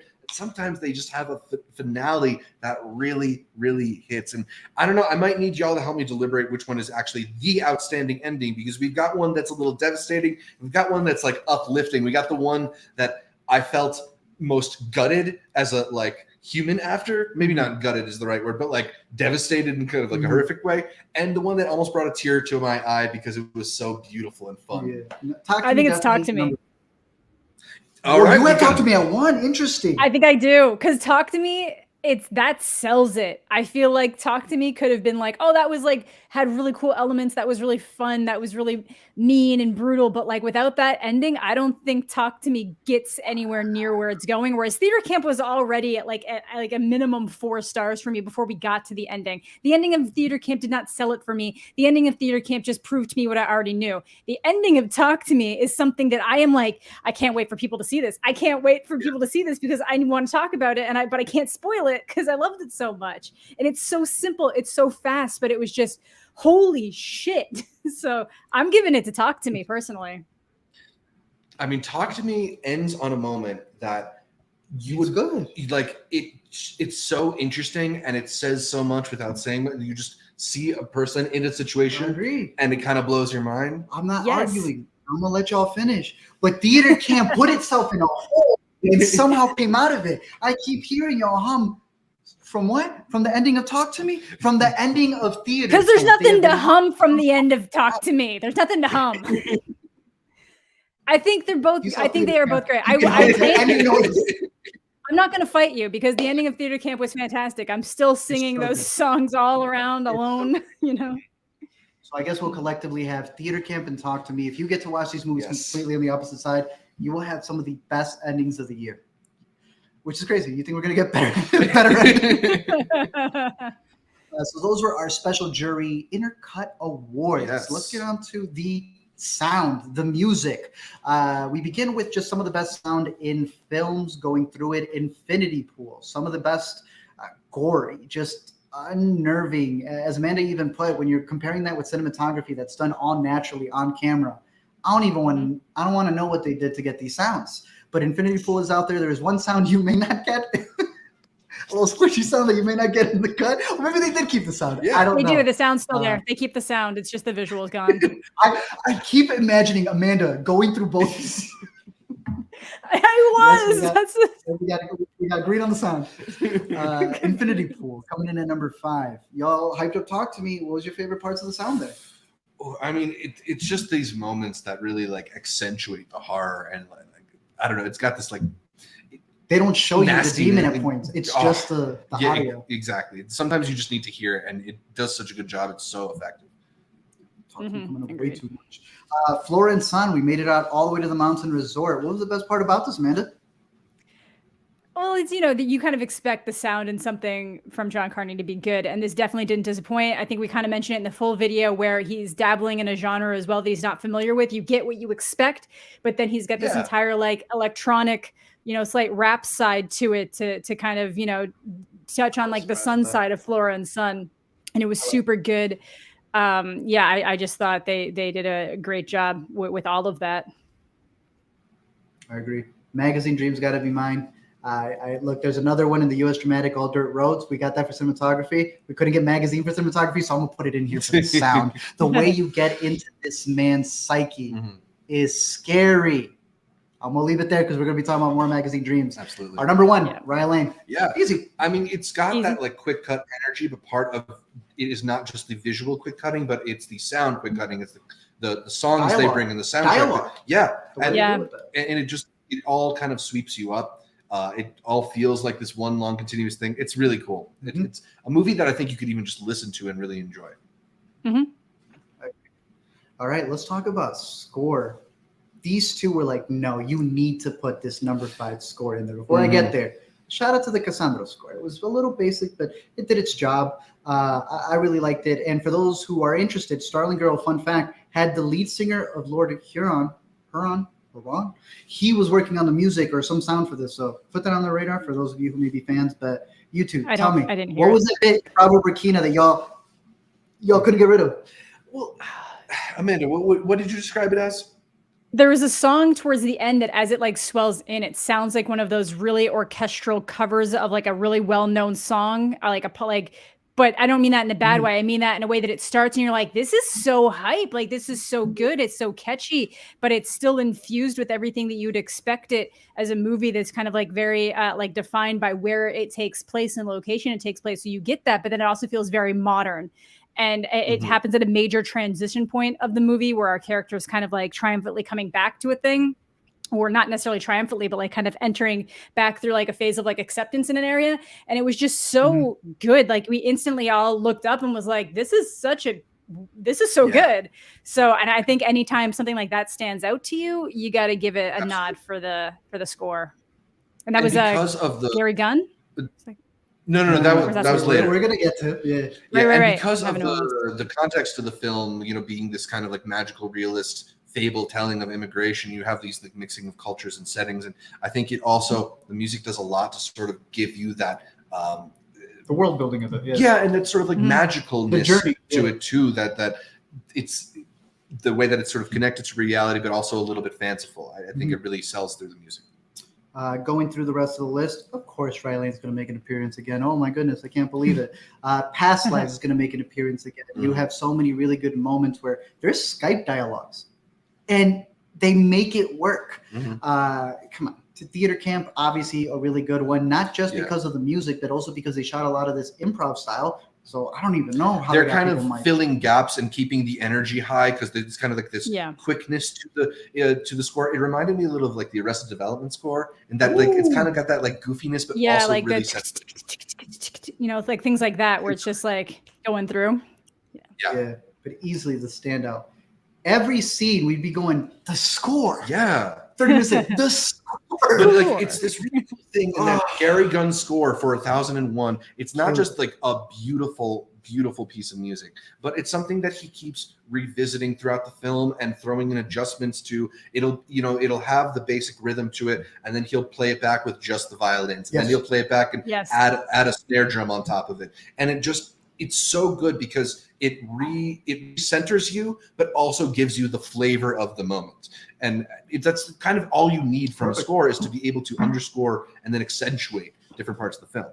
Gary Gunn, shout out to you. I've got absolutely favorite. But just to go back, so the guy for Bravo Burkina was Ali Helnwine. Funny enough, he also he composed Family Circus score with the short that Alina mentioned. Oh, hey! Look at you right there. All right. Sundance doubles. Sundance doubles. Then we love Sundance doubles, Wow. So really good score. If y'all have a score that stood out to y'all, let us know. I'm hoping that some of these are able to make it with some recognition towards the end of the year. But those are our 5.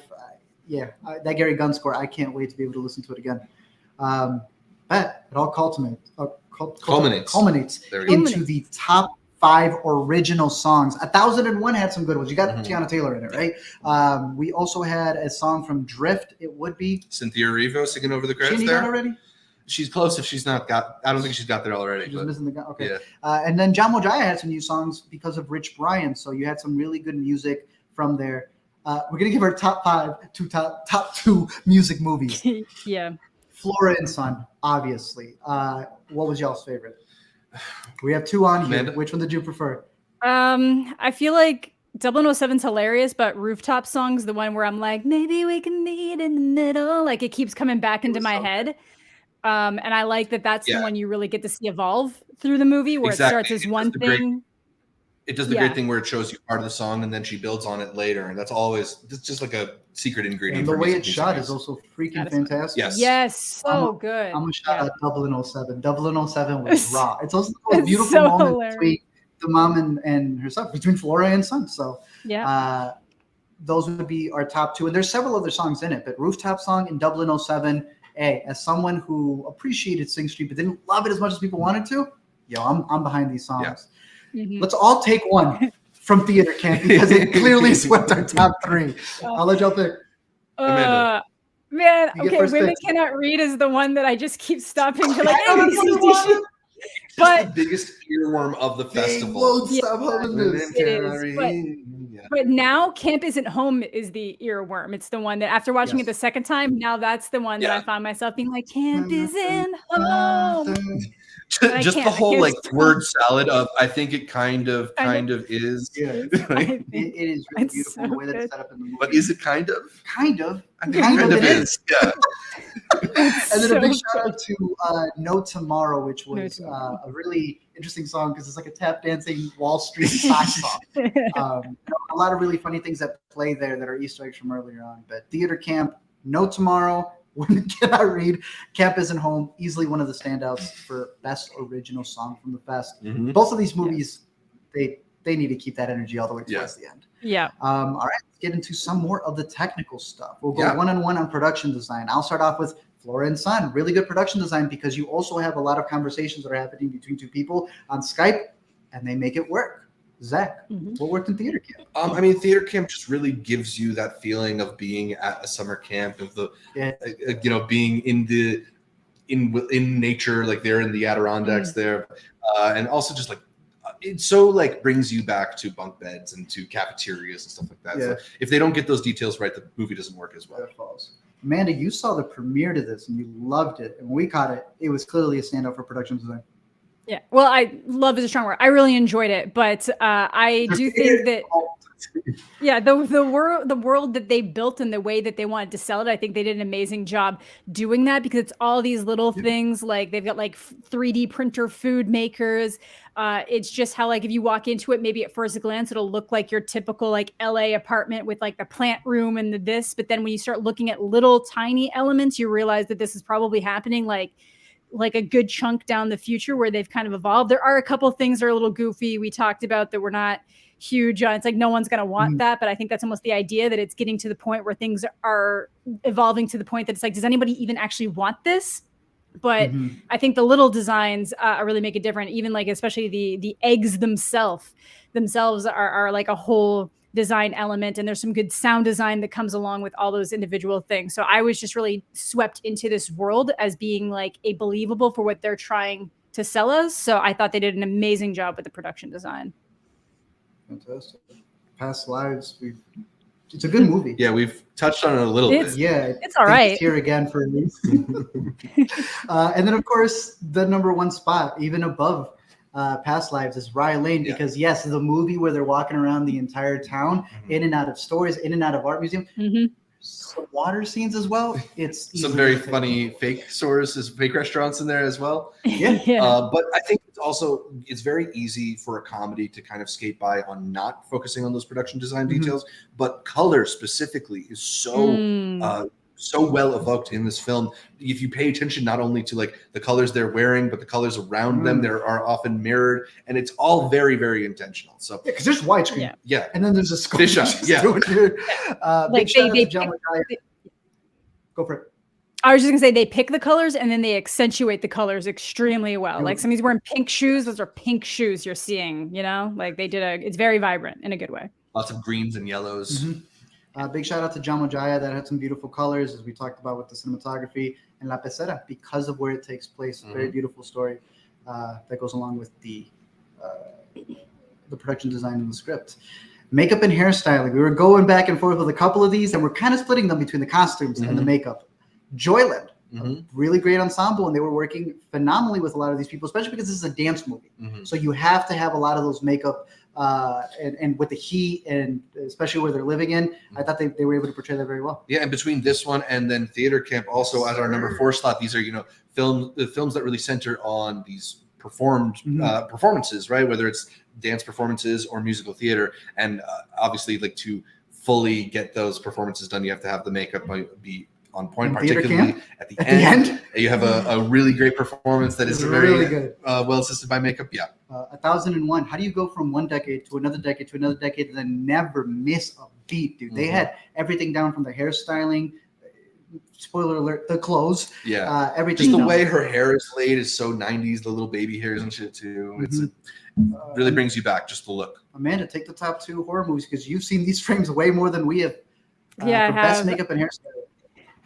Yeah, Infinity Pool, you just know that Cronenberg, the son specifically put such care into like the practical effects. So that's everything has to be in control, and that's gonna come right down to just like the designs of the characters. And you kind of see like they start like very kind of like perfectly put together, and how that'll kind of like fall out as the movie goes on. But then they're always, even in like the costume design, I know we're not in that category, but like everything is just to the nines when it needs to be. Yes, sir. So I think they did a really good job there too. And then Talk to Me, of course. I think I can't remember how Zach worded how they handled kind of, because it's makeup for a lot of different types of things. It's not just like regular makeup and hairstyling to express the fact that these are like Gen Z kids hanging out. It's like it's got to go that next level when some like really horrific things happen, and how they display the fallout after.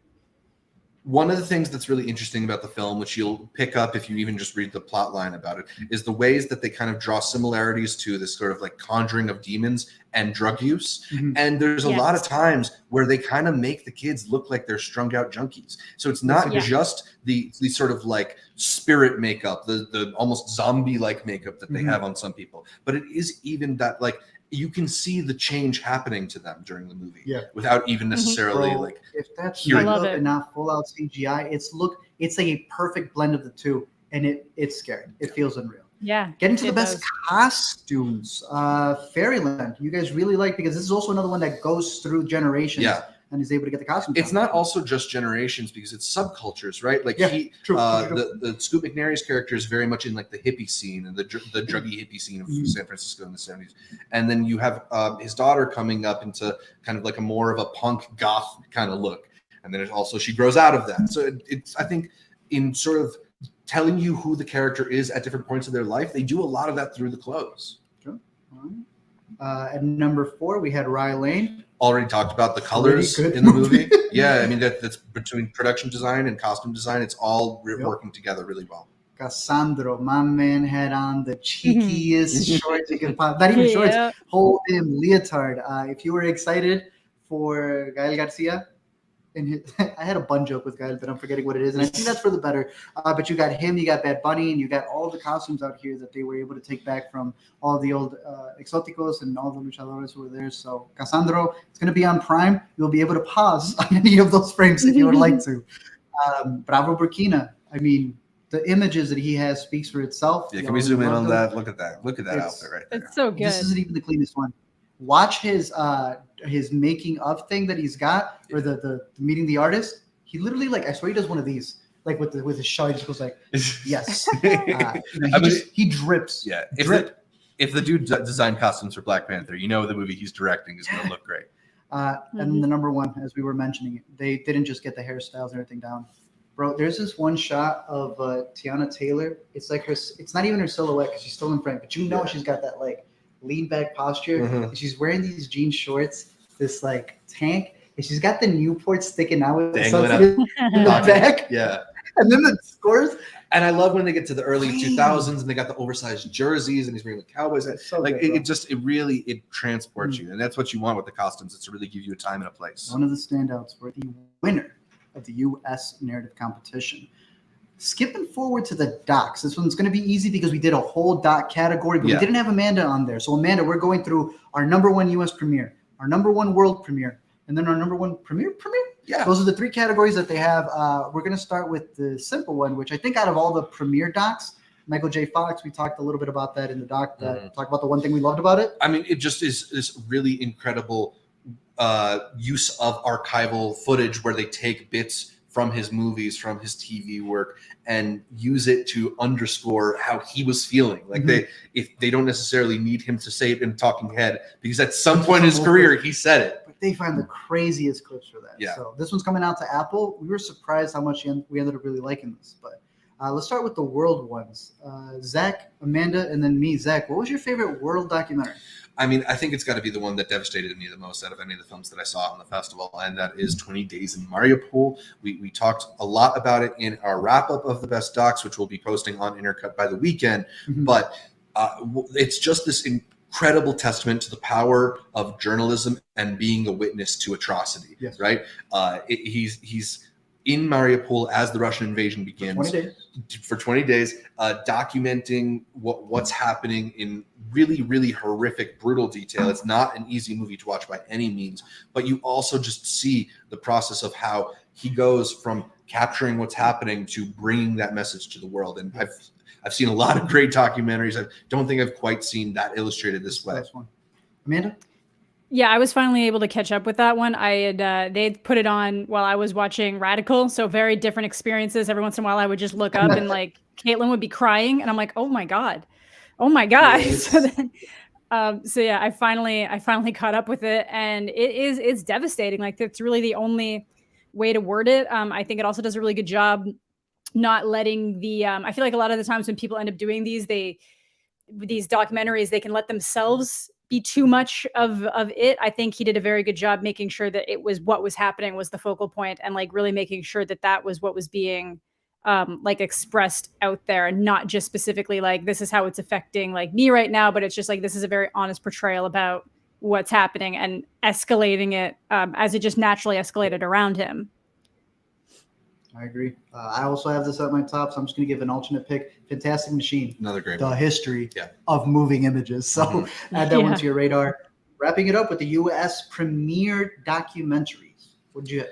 I mean, for me, it was the one that I was most anticipating out of the documentaries, and it's the one that delivered for me. It's Luke Lorenzen's new film, A Still Small Voice, which follows hospital chaplains, or particularly one who's going through her year-long residency. And I just think there's no film I saw this year that had more empathy in it than this one. It is such a beautiful film that shows not only the like unthinkably challenging work of consulting with people who are near death or experiencing death around them, but also just like what you do with that burden. How do you navigate the rest of your life when that is such a large part of it? And by showing not only what she's going through, what her supervisors are going through, what their advisors are going through, what the patients are going through, I just think it's such a beautiful verite perspective on that part of the healthcare system, something that maybe we don't want to spend that much time focusing on.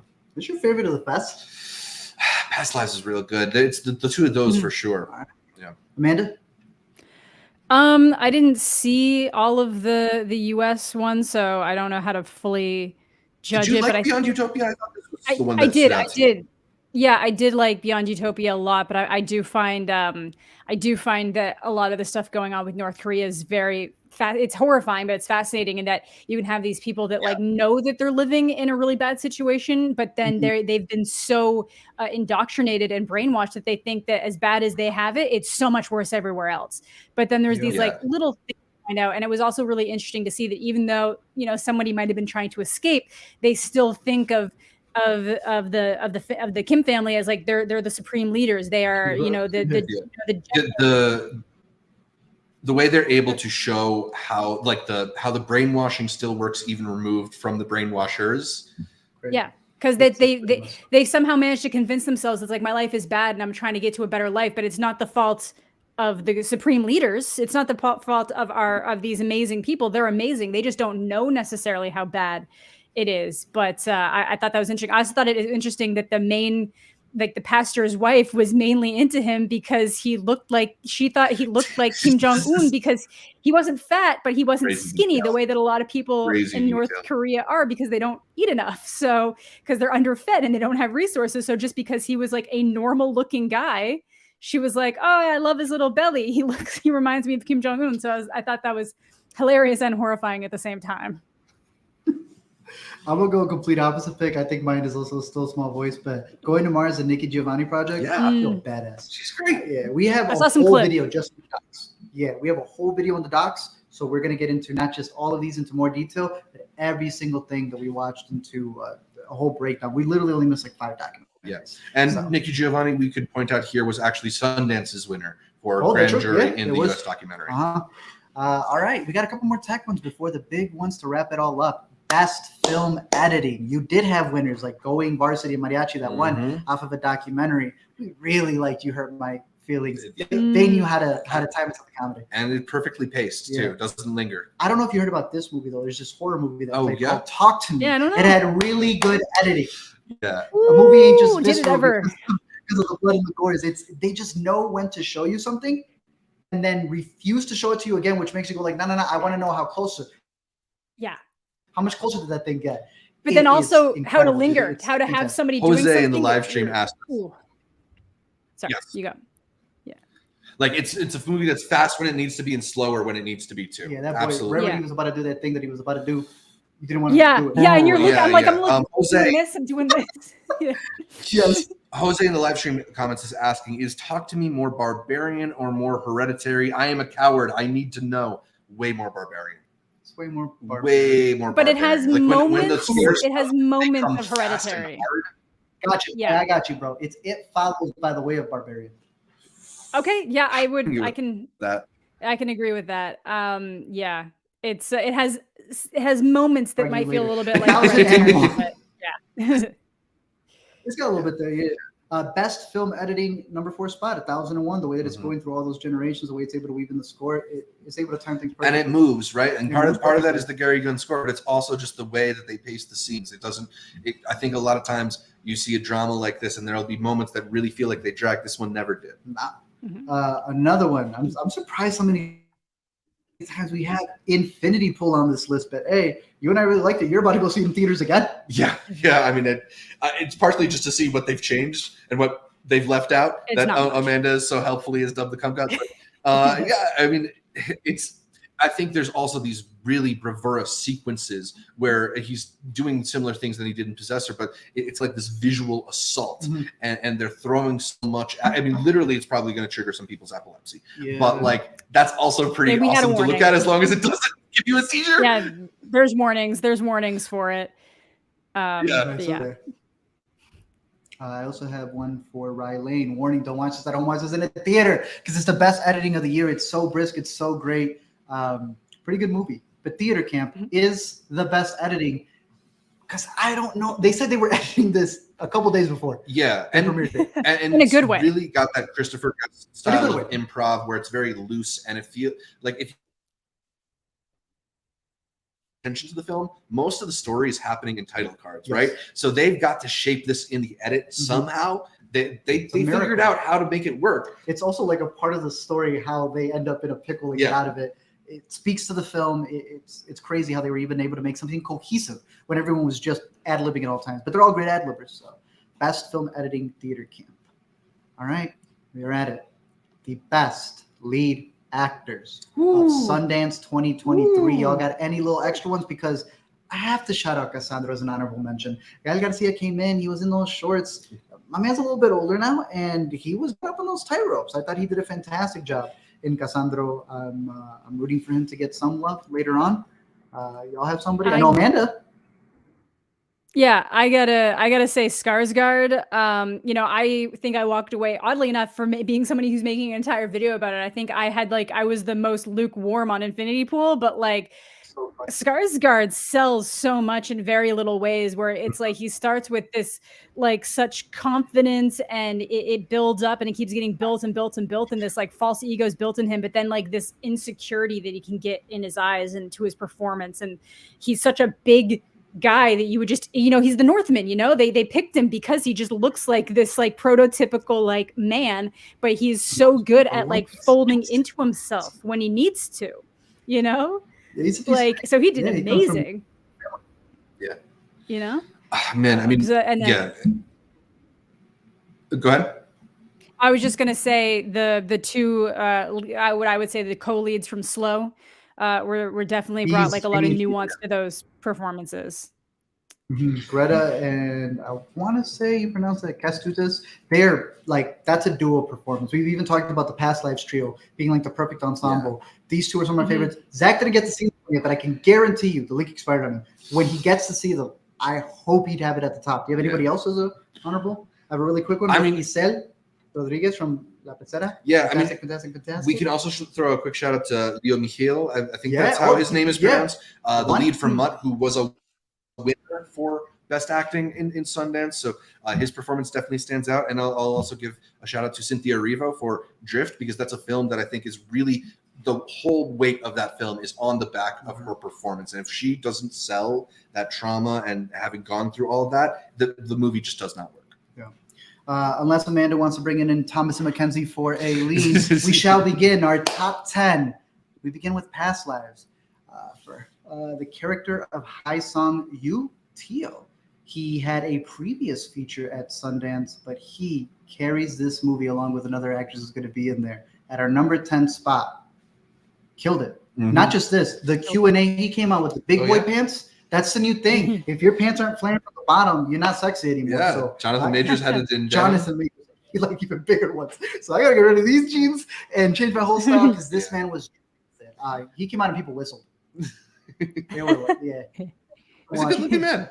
Very. It's a really great performance, and I think he really sells how much of the performance is him trying to express something but not being able to. Yes. And I think it's one thing to be able to act well when you're given the lines. It's another thing when you have to keep the lines within.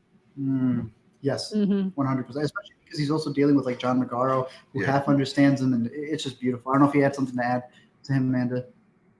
No, you guys have it completely covered. It really is just what I will say, though, is I think it also comes down to the writing where kind of like the differences, and they address it. It's kind of the differences between how like culturally between like American Western culture and like the Korean culture and how that's colliding with her having emigrated to the West. And I think that plays a lot into how he is able and or unable to express certain emotions. So I like that a lot.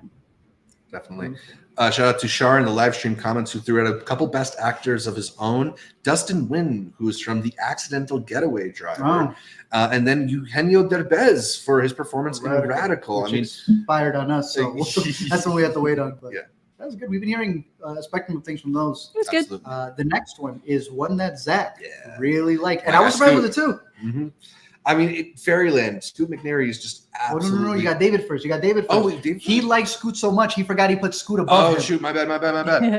David Strathairn, a really great actor, and he is just so soulful and so real and so understated in A Little Prayer. A Little Prayer, it's this very sweet, small film that has like a very tender message to it, but like it really is on that performance and seeing this very decent man deal with like these upsetting realizations that will ultimately break your heart in this movie. I just think he's so beautiful in this performance. It's a dad who thinks he caused his kid to be led astray to control himself. It's a really good performance. Now you can go with Scoot McNairy. Yeah, okay, let's talk about Scoot, because Scoot is an actor I love. You and Scoot go way back. I mean, Scoot go way back. I showed you something from a decade ago where I was praising him. Literally. I just think that he's an actor who's been looking for a great role like this one. It's Scoot. And there's so much pathos in this performance. You feel all of that weight, all that weighs on his conscience in this movie, the desire to be a great dad, but also live his life truly. And I mean, this is the one that has like the Oscar clip cut and ready at the end of this film that will get you to cry. I just think he's so great in this film. Amanda, I know you also were able to catch the movie. Oh, for Fairyland? Or you thought he was I thought he was good. I don't know that I saw that movie was on such a like packed day that now it's like it hasn't really impacted me very much. I thought he did really good, but I think I was so frustrated with him, which is our screening also kept pausing. So they told me about this, that it just had a glitch. Yeah, I think like the DVD was skipping or something like that. The only movie in Sundance that did that. The screener linked the Wi-Fi was exactly. Moving on to another one. Dude, this is one of my favorite actors. Yeah, Franz Rogowski. Bro, he killed it in his first, I think, English language role. As far as I know. Bro, But like you've definitely seen him in other languages. Yes. He's one of those guys. Yeah. Last year, I thought he had one of the best performances in Great Freedom. Great Freedom, killer poster. Does a fantastic job here as an annoying character who just like there's so much desperation. That's a nice way to put it. And that's a nice way to put it. But nonetheless, he still stands out as a character of Tomas. We talked about what's his name? Ben Whishaw being a great supporting character for him. I also just want to throw out Adele at this point because she also plays the other partner in this kind of great trio triangle that's going on. So Franz is so funny in the first scene of that movie too. He's fantastic. So good. I can't wait for him to get bigger and bigger. I think I may be the only one who got this next one. But it's a performance from other people's children. It is the star Virginie Fira. Great in this. It is about a woman who can't really have children of her own. She's longing to take care of others. And it's just a beautiful freaking story. It was a part of the Spotlight category, so I'm hoping it comes out very soon. I need you to watch it. It's fantastic. But Amanda, let's gush about Alden. Dude, Alden. Fantastic. He was so good. Killed.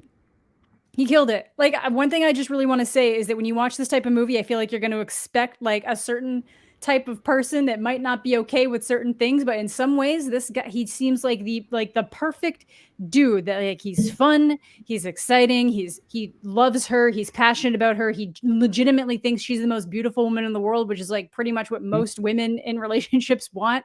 And he's like really chill about things that some guys would be really not chill with. And there's no reason for them not to be chill with it. So he seems very forward and progressive in some ways. But again, it's just as this story keeps building and going, it's like he knocks it out of the park. Like I feel like a lot of people were ready to just completely discount him after Solo, even though I was actually oddly enough very fine with Solo.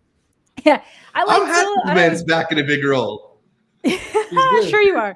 No, I think he did great. And I hear he's actually just like a really nice person, like behind the scenes and on set, like a very gracious person, takes the time to like make sure everybody gets like a thank you note or something on set. So I'm happy to see that he has done fantastic in this movie and that he actually has the acting chops to like carry the performance.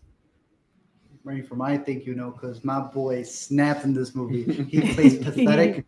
And like machismo, but then also the kindest. He goes all over the place. All over the place, but in a believable way. Because sometimes you're just kind of like, you know, oh my God, they're so unbelievable. They keep jumping around, but you can see exactly why he's getting where he's going. You see how he gets there. You see why he gets there, and that makes it so much more interesting.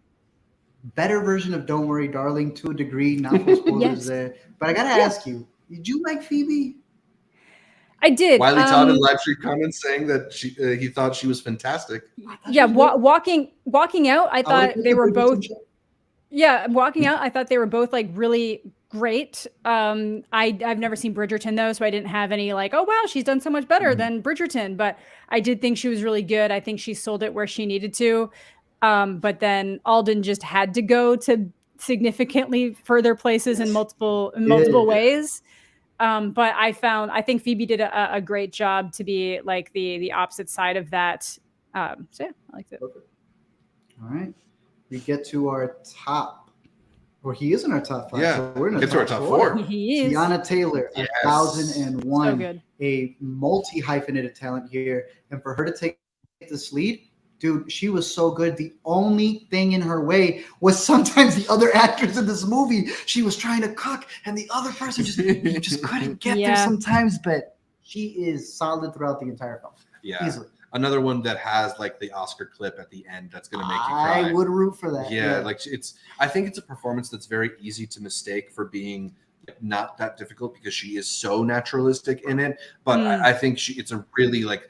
She has a clear vision of that character. She really feels like that character by the end, and it really is devastating. The performance is so heartfelt and emotional. I'll put it to you this way. Yeah. You know that scene in Moonlight with the mom? Mm-hmm. You know that scene in The Inspection with the mom? Mm-hmm. We continue to have that scene every single movie. This movie has it, and then built an entire world around it. This movie didn't just find the mom smoking. This is the movie about the mom. Yeah. I'm going to leave that at that. If you know, dude. Let's move to the top 3. Just in a movie on Netflix where she ended up saying so many stuff from this upcoming film. You hurt my feelings. It was a standout for you, dude. Yeah, I mean, I've always loved Julia Louis-Dreyfus. I think she's got this just really great comedic energy. She doesn't ever feel like she's putting in a lot of effort to a joke. It just kind of feels like a very natural thing. Yeah. And for this kind of movie, this kind of character, it's absolutely perfect. Just the anxiety of feeling insecure in your relationship and having this thing weighing on you. She communicates that so well, and it's so real. I just thought she's so funny in this movie, but also very, very true. Yeah, great cast to go with her. Amanda, Greta Lee was in Russian Doll. Happy birthday, baby. And now she's our top 2 actors. We could even argue, because we were swapping between this and the #1 spot. Talk about why Greta Lee freaking killed it. She blew it out of the park. Like, there's really no other way to say it, because again, what I say, the story itself, the base seems like something you've seen so many times before, but then it plays out like a realistic version of it, not the idealized movie version of it, where like people just expect it to go a certain way.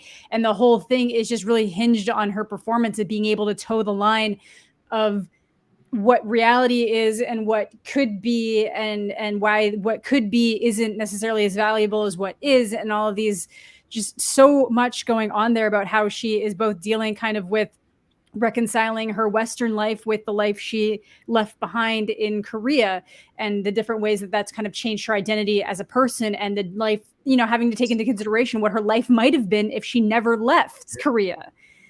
There's so much going on there. I thought it was so fantastic. She really holds down all parts of that movie fantastically. And a bilingual performance. The way she bilingual. That was and to act on a screen too. Like, she was acting against her co-star through a computer. And it worked. You got something else? I was just gonna say, it's one of those performances where I think so much of the emotion is held in, and then when it finally is let out, like, you too. Oh, it's cathartic. You have it's very cathartic once you get there. Yes. Look at this, bro. She's not like, where's the movie? It's on the 3rd line. That's gonna. We're gonna fix it. Change. It's gonna change. #1, if y'all don't mind me gushing a little bit. Magazine Dreams. Jonathan Majors.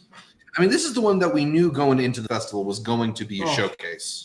He freaking killed it, dude. He is jacked as can be. He's on that trajectory that Tom Hardy was, where he's like, let me make some movies while I'm bulking up, while I'm cutting, while I'm doing these different things. What he did in this role was his, what do I keep calling it? Keep going to you for it. Bronson. Yeah. It was his Bronson. It's him in this pocket of being a multitude of different characters that we've seen in classic movies, but as this bodybuilder. I'll give you another. It's kind of his Nightcrawler. It's kind of his Nightcrawler too. Damn, that's a good way to put it. There are different reads of this movie. I was seeing some people in the chat talking about a re-edit. I get it. I don't want it. I think the movie is really smart. You've thought about it so much. You've thought about it so much that you have it down to like a thing that might not be a thing, but like makes sense the way you've explained it. Yes. His performance, regardless of how you feel about the movie, how it ends, how it builds up, he is just so invigorating that when we left, we were waiting at the bus stop. We don't know if we all saw the same movie yet. Everybody kept coming up to each other. And I guess there was something in our faces that went, yeah, you just saw him do that. You just went through that. You just went through that with me. I'll leave it at this. I came out of it and someone still said, damn, that main actor, that dude was really good. Because it's still Tuesday, January 31st, and he has not become the household name yet. That's insane to me. Ladies and gentlemen, Jonathan Majors by the end of 2023, it's going to be insane. He's going to kill Ant-Man. He's going to beat up Creed. And then they're going to see this. I thought last year was his year. It's his year. Tushar wants to know if you think his deltoids are small. Tiny. I love his shoulders. I'm his biggest fan. Killian Maddox. What a name, too. Yeah. It's one of those great character names. Like, sometimes you land on it. You knew when they put that on the whiteboard, you went, that's the one. And then put it in front of the one. Those are our lead actors. Whoever stood out to you, let us know down below in the description. I'll also need supporting as we get into the ensemble. That's the special category where it's not just these individuals, it's the whole package as a whole. And I think like it's also a category where we get to talk about some of the people who may not even be a big enough role to be considered for a supporting actor, but who help make the movie, because it's not just those leads, it's not even those supporting actors. It's every person you cast is important. Talk about the first one. There's a reason why this one made it. Sometimes I think about dying. I really love this one. I think I've responded most strongly out of our group. A part of what makes the movie so great is you get this kind of like office culture thing, and all the little beats in the office just feel so like true and dry and funny. And it's a great showcase for some actors in small roles. If you have it up, the woman who has that devastating monologue at the end, I always forget her name. She is Marcia Du Bois, I think that is. Not her, but she was also down there. The last one on the second line. Marcia Debonis, yeah. Yeah, bro, she was out of pocket in that last scene. Oh, she's no incredible. reason to make you cry right in the last 2 minutes of the movie. And it was full of those types of performances. You know, we shouted out Daisy Ridley and we shouted out Dave Mreji, but it's got a lot of like wonderful actors, wonderful like that guy or that woman. And I also really like Parvesh Cheena, he's one of those people who shows up and just delights me. He's so delightful in this film. Yeah. Megan Stalter, who you brought up, is also very funny. He's kind of like the office manager. Yep. Yeah, and it's one of the films that is full of great small comedic performances that are worth shouting out. Great office movie. You need that. Amanda, why is Ryan Lane one of the best ensembles? Again, it's not just the main characters that you fall in love with. It's you start learning about all these people that are in their lives, and then they become great characters too, whether it's the exes that like one of them is like, I don't even know why you're still talking to this man, but he's hilarious, so I'm glad he's here. And then it's like there's a there's like no business. But then there's like a cookout scene that is just so good, and everybody there has such defined personality, but not in a way that seems like, oh my God, why are they giving them all? No, it's like it feels natural. Yeah, the artist friend, like the artist friend with the different exhibits. Everybody comes in, and then the random side characters that have nothing to do with anything, but like those moments will just infect your brain. So good. Fantastic. Zach, you hurt my feelings. Had everyone hitting on all cylinders. Absolutely. And it's one of those ones where the leads are so strong, you think like that could be enough. But particularly with those therapy scenes that we get with some different people, Zach Cherry, who we think is hilarious, David Cross and Amber Tamblyn playing in Married Couple, absolutely hilarious there. I mean, people will show up for like one scene. Jeannie Berlin, who plays their mother, absolutely hysterical. She was great in it. I mean, it's a film that has like no moment or no character who feels wasted. Yeah, everyone's really good. I got to talk about Joyland. We kept saying that this is a movie where you can connect to any single character. Obviously, you have a lead, but just the sister-in-law, the brother, when the father comes in trying to impose something, not realizing that those same things are being imposed to him. It is a beautiful movie through and through. There, fantastic direction as well. I know we didn't get to mention, but Saim Sadiq, incredible job with the way he was able to handle all the different characters and the way that they reflect upon each other. Joyland is a stand-up movie. I wish it would have gotten the Oscar nomination, but let's all gush about what's easily the best ensemble. It's like the one where they're all meeting in a camp is going to bound to be best group one. Theater camp. Yeah, absolutely. It's not even close. Camp. I mean, Amanda, talk about some of the ensemble with that, because there's so many people in that film. Oh, there's everything's good. Like, you know, I have a mixed relationship with Ben Platt. He's just not aware of it, but it's the way that they all kind of build off of each other, the way that the kids like revere the different teachers because they've been there summer after summer. I always forget his name, but you know, the guy that's got the son himself, like the camp son. I always forget his name. Jimmy Tatro. Thank you. He's so funny, but then it's like the kids too. It's just the way they all interact with the kids, and the kids bounce back on them, and just like the little things you learn about the kids. You got there are a lot of people from the Bear here in this whole festival in general. Oh my God, they just all bounce off of each other so incredibly well, and like all the kids do such a great job. For most of them, I know that they are actually theater kids, but that doesn't necessarily mean that you're going to be great in a film setting. You could panic. There's just different things, but they all did such a great job, feeling really authentic. It didn't really feel like anybody was really trying to fight for dominance, which might happen with a lot of kids trying to get onto a screen like this. But I thought it was so good, and it was always these little. It wasn't not throwaway lines, but these little lines that would just pop up here and there, and knowing that most of it was improv, and then they edit it to something cohesive makes it all the more impressive the way they all work together so well. I wonder if this is almost destined to have like a short-term 12 kind of thing where we see like everybody out of it. Oh Yeah. my god, that'd be good. exactly That'd because be it's not just the adults, it's the kids too. Like I recognize one of them from John Mulaney's Sack Lunch Bunch. We've been talking about a couple of them who are absolutely steal moments of this movie away from the adults. I'll give a little shout Yes. out. Alan Kim had no business coming in. Yeah, Alan Kim shows up in this movie. There was adults in this movie. What was this kid trying to do? Look, the computer. He's can't trying to even start his handle it. agency. He's trying. Yeah, and he's then Patty he's like the summer character. If you know, like, oh, Patty Harrison. Yeah, it's fantastic. Yeah. So your point about Alan, he had no business. Oh, I was just gonna doing say those that I keep wanting to like compare it to it feels like it belongs in like a duology with School of Rock in a lot of ways, and he ends up being like the summer character because she ends up being like the band manager. That's what she does really well. So she's negotiating all these little deals, but then like this kid wants to come in and he's not talking to anybody, but he's all like, I'm trying to get a line on this kid. She's gonna be the next big thing. It's so good. I gotta go, Mikey. Yeah, Mikey. Yeah. Look, I think we really like Theater Camp because we saw like 3 showings of it. We had like 3 links of it. We were just playing it in the background when we needed to decompress from stuff. Yeah. I think it's safe to say that it's one of the standout. I don't think I've ever watched the film 3 times during Sundance before. What are we doing? Me, definitely not. Moving on to the best director right before we get to the Intercutie Award. You got like, I don't know, 5, maybe 30 minutes. Gotta let us know your favorite. Before we get to know your favorites. But part of the directors, I'm going to give out 2 shout outs. Y'all let me know who you got.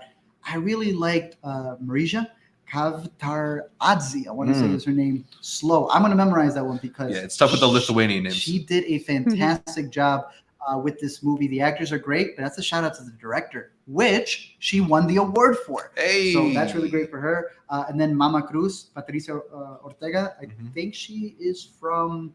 You had mentioned this somewhere where you're like, yeah, this director's from Jersey. I think she lives in Hyde Park in Chicago. It means nothing, but just like your Jersey, but I was like, hey, you're from there. She did a fantastic job directing, in a sense, a story about her mom. I don't know if y'all had any honorable mentions before we get to our top 5.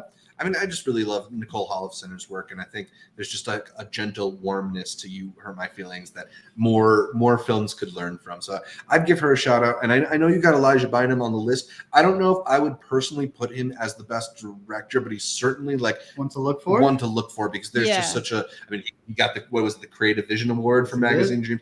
How many creative visions? I think maybe 1 per category.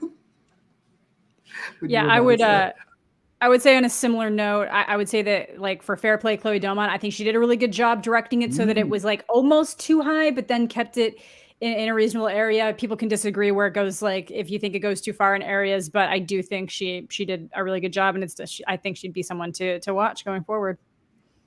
Okay. Awesome. Real quick shout out to King Cole too. That was some very interesting direction. But Zach, it's our favorite horror movie, dude. Yeah. Talk to me. The boys, they're brothers?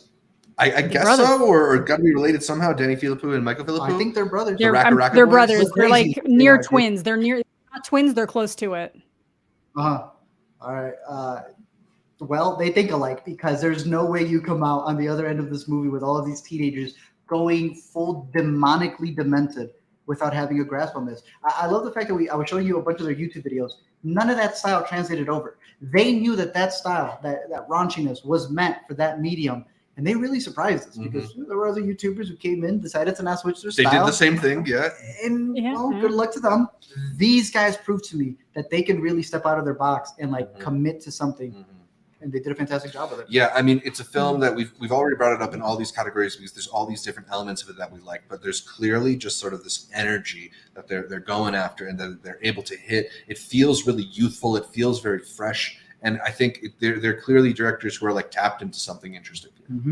I'm looking forward. Yeah, if you watch their regular content, I hadn't really before much, but I watched a little bit today, and it is like they have a handle on. They kind of take what's like what people use and they abuse so much to get younger audiences, and they flip it in a way that makes it so that like you can tell they know that certain things are ridiculous, and they're just trying to making it work for them in a very interesting way, in a very unsettling way a lot of the times, and just adding in this random stuff. So it's all like, we're going to infiltrate a Mr. Beast thing, but then here's this thing monster that we have to feed. So we're going to blow up people and feed it to them. And that's just a random side thing happening. So I think they are tapped in is the right way to put it. And they use it very effectively and very interestingly with Talk to Me. Looking forward to Talk to Me in the future. I already shouted out Saeem Sadiq for Doyle. Yeah. He's really good. Number 4 spot. Beck, talk about your favorite. We got a documentarian on this list. I mean, Mstislav Chernov, the director of 20 Days of Mariupol, I think he's doing something so fascinating with this film in not just making what is essentially like a wartime front lines documentary, but also simultaneously making this as an ode to the journalistic craft and as we were talking about, being able to inform the world of stuff, and all of that wrapped into what becomes this kind of like thriller, because he gives it the structure, this 20-day structure where things are escalating, things are going to get worse. How is this all going to come to an end? And I think to be able to wrap such an important idea up in such a like viscerally compelling movie, also just to put yourself in this kind of danger, like that's no one else is doing that for their movies. Easily 20 Days of Mariupol. I'm sure you would even recommend Still Small Voice in here. There's a couple of documentaries that where the director's really Luke's got such a clear vision as well. I mean, I just don't need to constantly shout him out. I'm going to start getting weird. Yeah. We went for the guy who was risking his life. Yeah. Rain Allen Miller coming in at number 2 for Rye Lane. Amanda, you like this movie? Yeah, a little bit. I don't know if we need to say anything that we haven't already said, not just the director, but also the writers. So like every piece of this really comes back to her and how good she executed her vision. And I think she executed it phenomenally. And there's really nothing else that needs to be said. We brought this up in our video breaking down the movie, but I'll just say again, she referenced Roy Anderson, who makes movies that are like could not be the more polar opposite in tone, and that you see that influence. Like she's clearly working with a lot of really interesting stuff. Why she's reinventing the genre. But our number 1 has to go to Celine Song, best director. We're talking about directing, writing. This one's so personal to her. It's a standout. The best thing we could say is watch Past Lives. So good. We now move on to our last 3 categories to wrap up the Intercut Sundance Awards, and we are moving on to the Intercutie Award. We had made a video with Carson Runquist of the Carson Runquist channel, and he was staying with us at the Airbnb. We were able to watch a bunch of movies together, miss a couple of movies together, but we had a video where we saw a lot of people give a couple of their recommendations. You also got some that you're going to be pulling up from the replies, but reading some of the stuff here early on, Magnitude was talking about 20 Days in Mariupol, which we were bringing up, just mentioned in director. Beyond Utopia, which again, that was like a hit that people were trying to gather on the last minute. I think that ended up being Magnitude's favorite at the end. Really? But yeah, we got a couple shout outs from Theater Camp and Persian Version, which was a big winner at the festival. Some of the other ones, again, Theater Camp, The Accidental Getaway Driver, which was one that we need to rewatch because we caught that during a busy day. What other ones you got? Over on Instagram, we put up a story as well, so make sure you're following us on Instagram so you can contribute to this stuff. But Jay Katsu said that their favorite film of Sundance was, again, Theater Camp. I think that was maybe the number 1 movie we heard about during the festival. Ryan 12 Marshall submitted Beyond Utopia, a big winner in the documentary field. And then Aaron Saldana shouted out Sometimes I Think About Dying, one of my favorites from the fest. So I'm glad that gets a little more love. I think that movie is really going to resonate with some people. I think so. Well, we were saying that's the movie not for the people who are in person. That's the movie for the people who are watching online. The introverts. Some of the other ones that we have over here in the comments was Miriam, who said that she was watching virtually this year with Eternal Memory. We talked about that in the docs. We almost started crying. Jay in the live stream just said Theater Camp was great. My favorite I saw. Beautiful. We also had some shout outs for Scrapper, Fancy Dance, which is another good one from the U.S. Dramatic.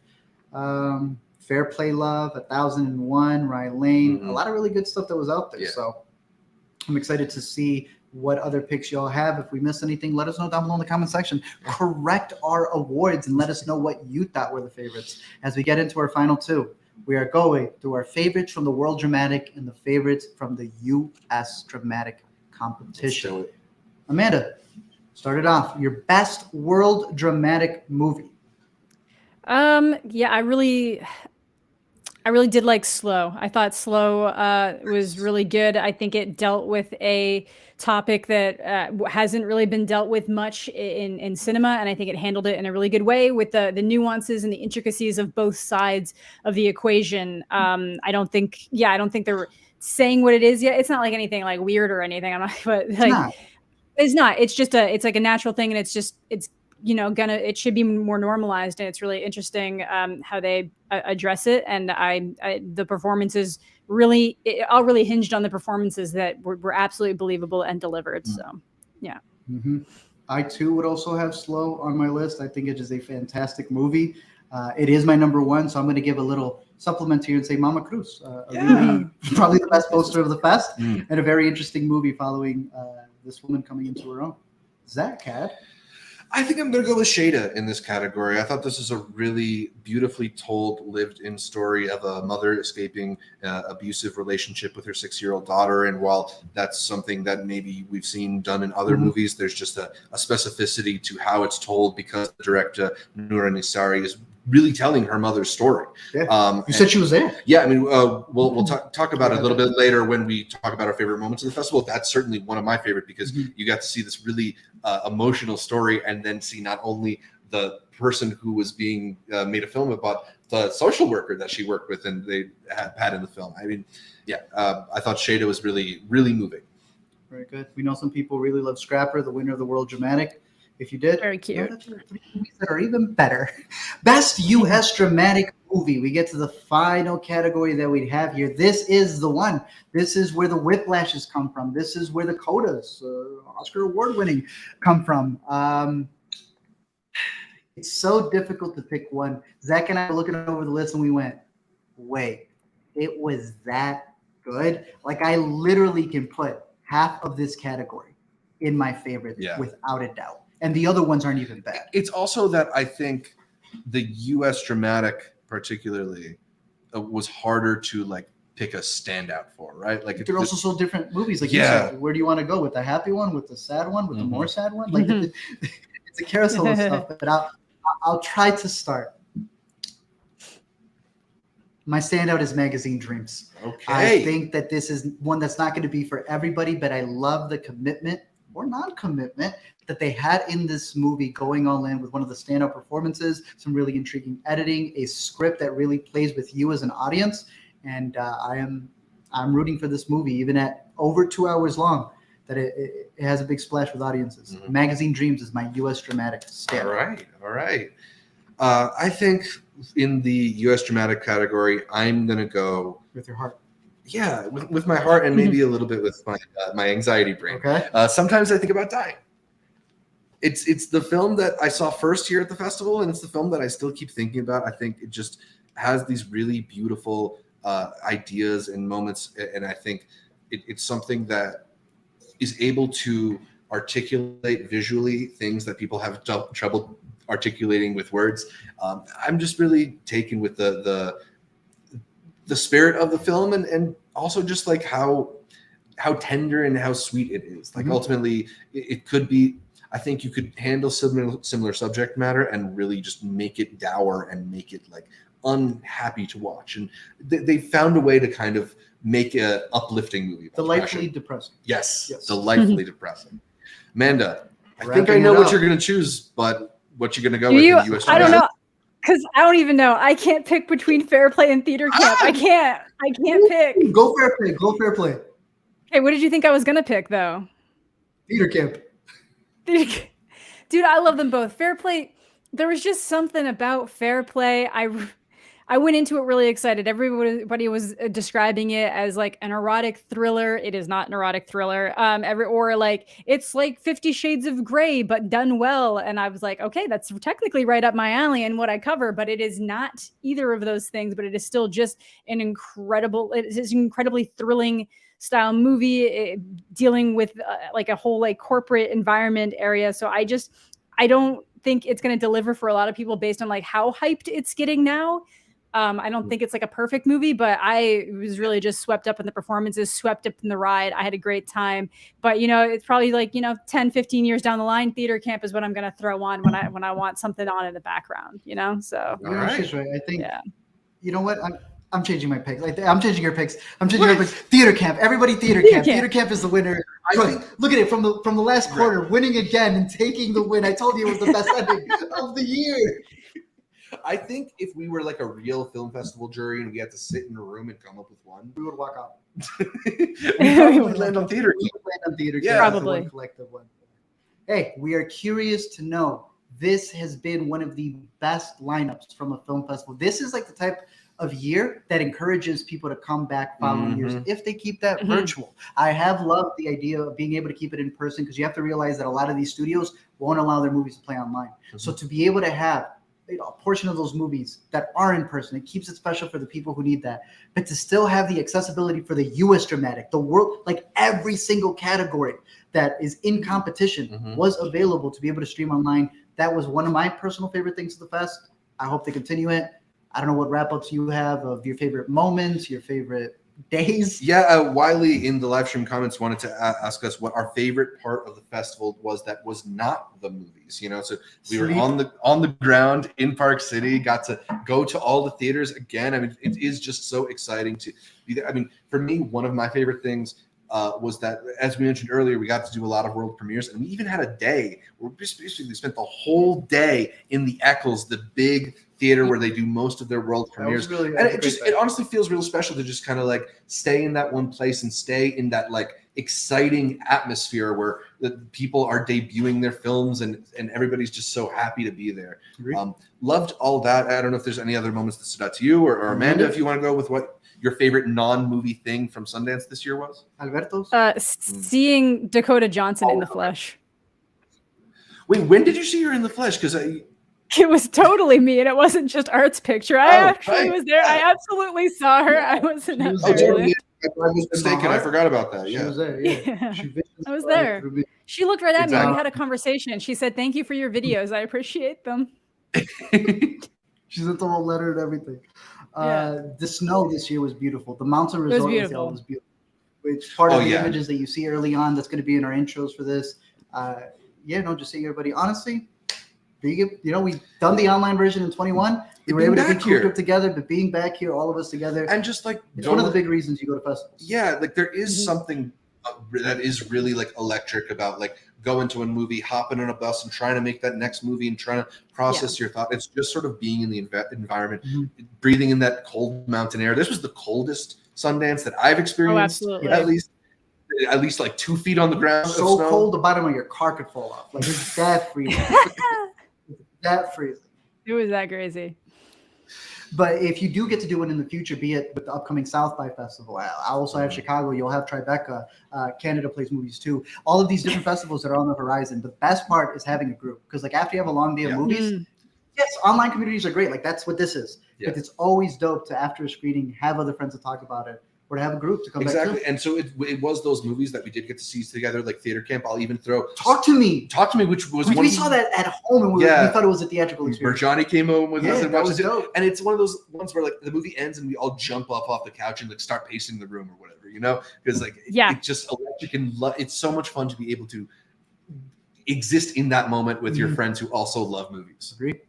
So that's all of the big moments that we had, all of the categories that stood out to us. Do we want to talk briefly about any films we think that might go from Sundance to the Oscars? Oh, you want to talk Oscars? Just briefly, because I mean, the easy one to pull out is Past Lives, right? We all love Past Lives. Cheating. It's going to be a multi-nominee. If not, there's some greater injustice in the world. I think somebody... I think it might have been Magnitude is asking this question, said that it maybe is giving him Minari vibes. I could see it having a similar type of awards run. I hope it's better than, not better as Minari, but like received more. Way that it's rolled out, but that was also a COVID year, so it was a little rough. We talked about some of our favorite.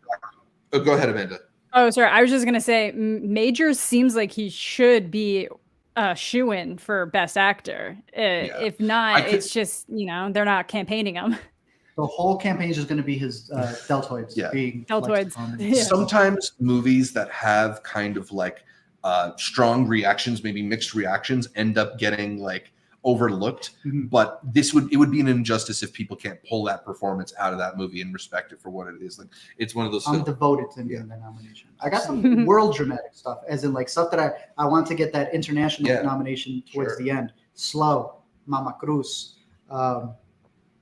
That's it. Okay. I'm cool. I just really like Slow Mama Cruz. We talked about all the movies that got nominated for Oscars from documentary. We'll have a whole video on that. We have a top 10 there, but you have two that I know you're rooting for all the way till the end. I mean, A Still Small Voice and 20 Days in Mariupol are both just amazing, amazing films. And I think last year we had some hypes and they made it. Yeah, I personally just would not understand if people don't respond to 20 Days in Mariupol by giving it an Oscar. For sure. nomination. That movie really, really needs it. Anything else? I don't know. I mean, Amanda? Makeup? Song? They better nominate Theater Camp in song. They better not pull some nominate Lego. Theater Camp. Yeah, I hope they don't just see it as unserious. We also got a question much earlier in the stream from Justin asking, how do we know which films get picked up by the festival and who? I mean, there's always news coming out, variety, exactly. But sometimes they slip past us. IndieWire has a pretty... No, they're really good with this. Yeah. They have a good summary. Got inside stuff. Exactly. IndieWire's got the inside scoop. So if you Google IndieWire's 2023 Sundance pickups, they'll all be there. One that I didn't know. Do you know if Apple got Flora and Son for nearly $20 million? I did not know that. Yeah. Were we in the screening when this happened? Maybe we were actually seeing the film. We could hear the news break, but damn. Wait, are they going to replace the laptop with a Mac now? She had like a Sony PC.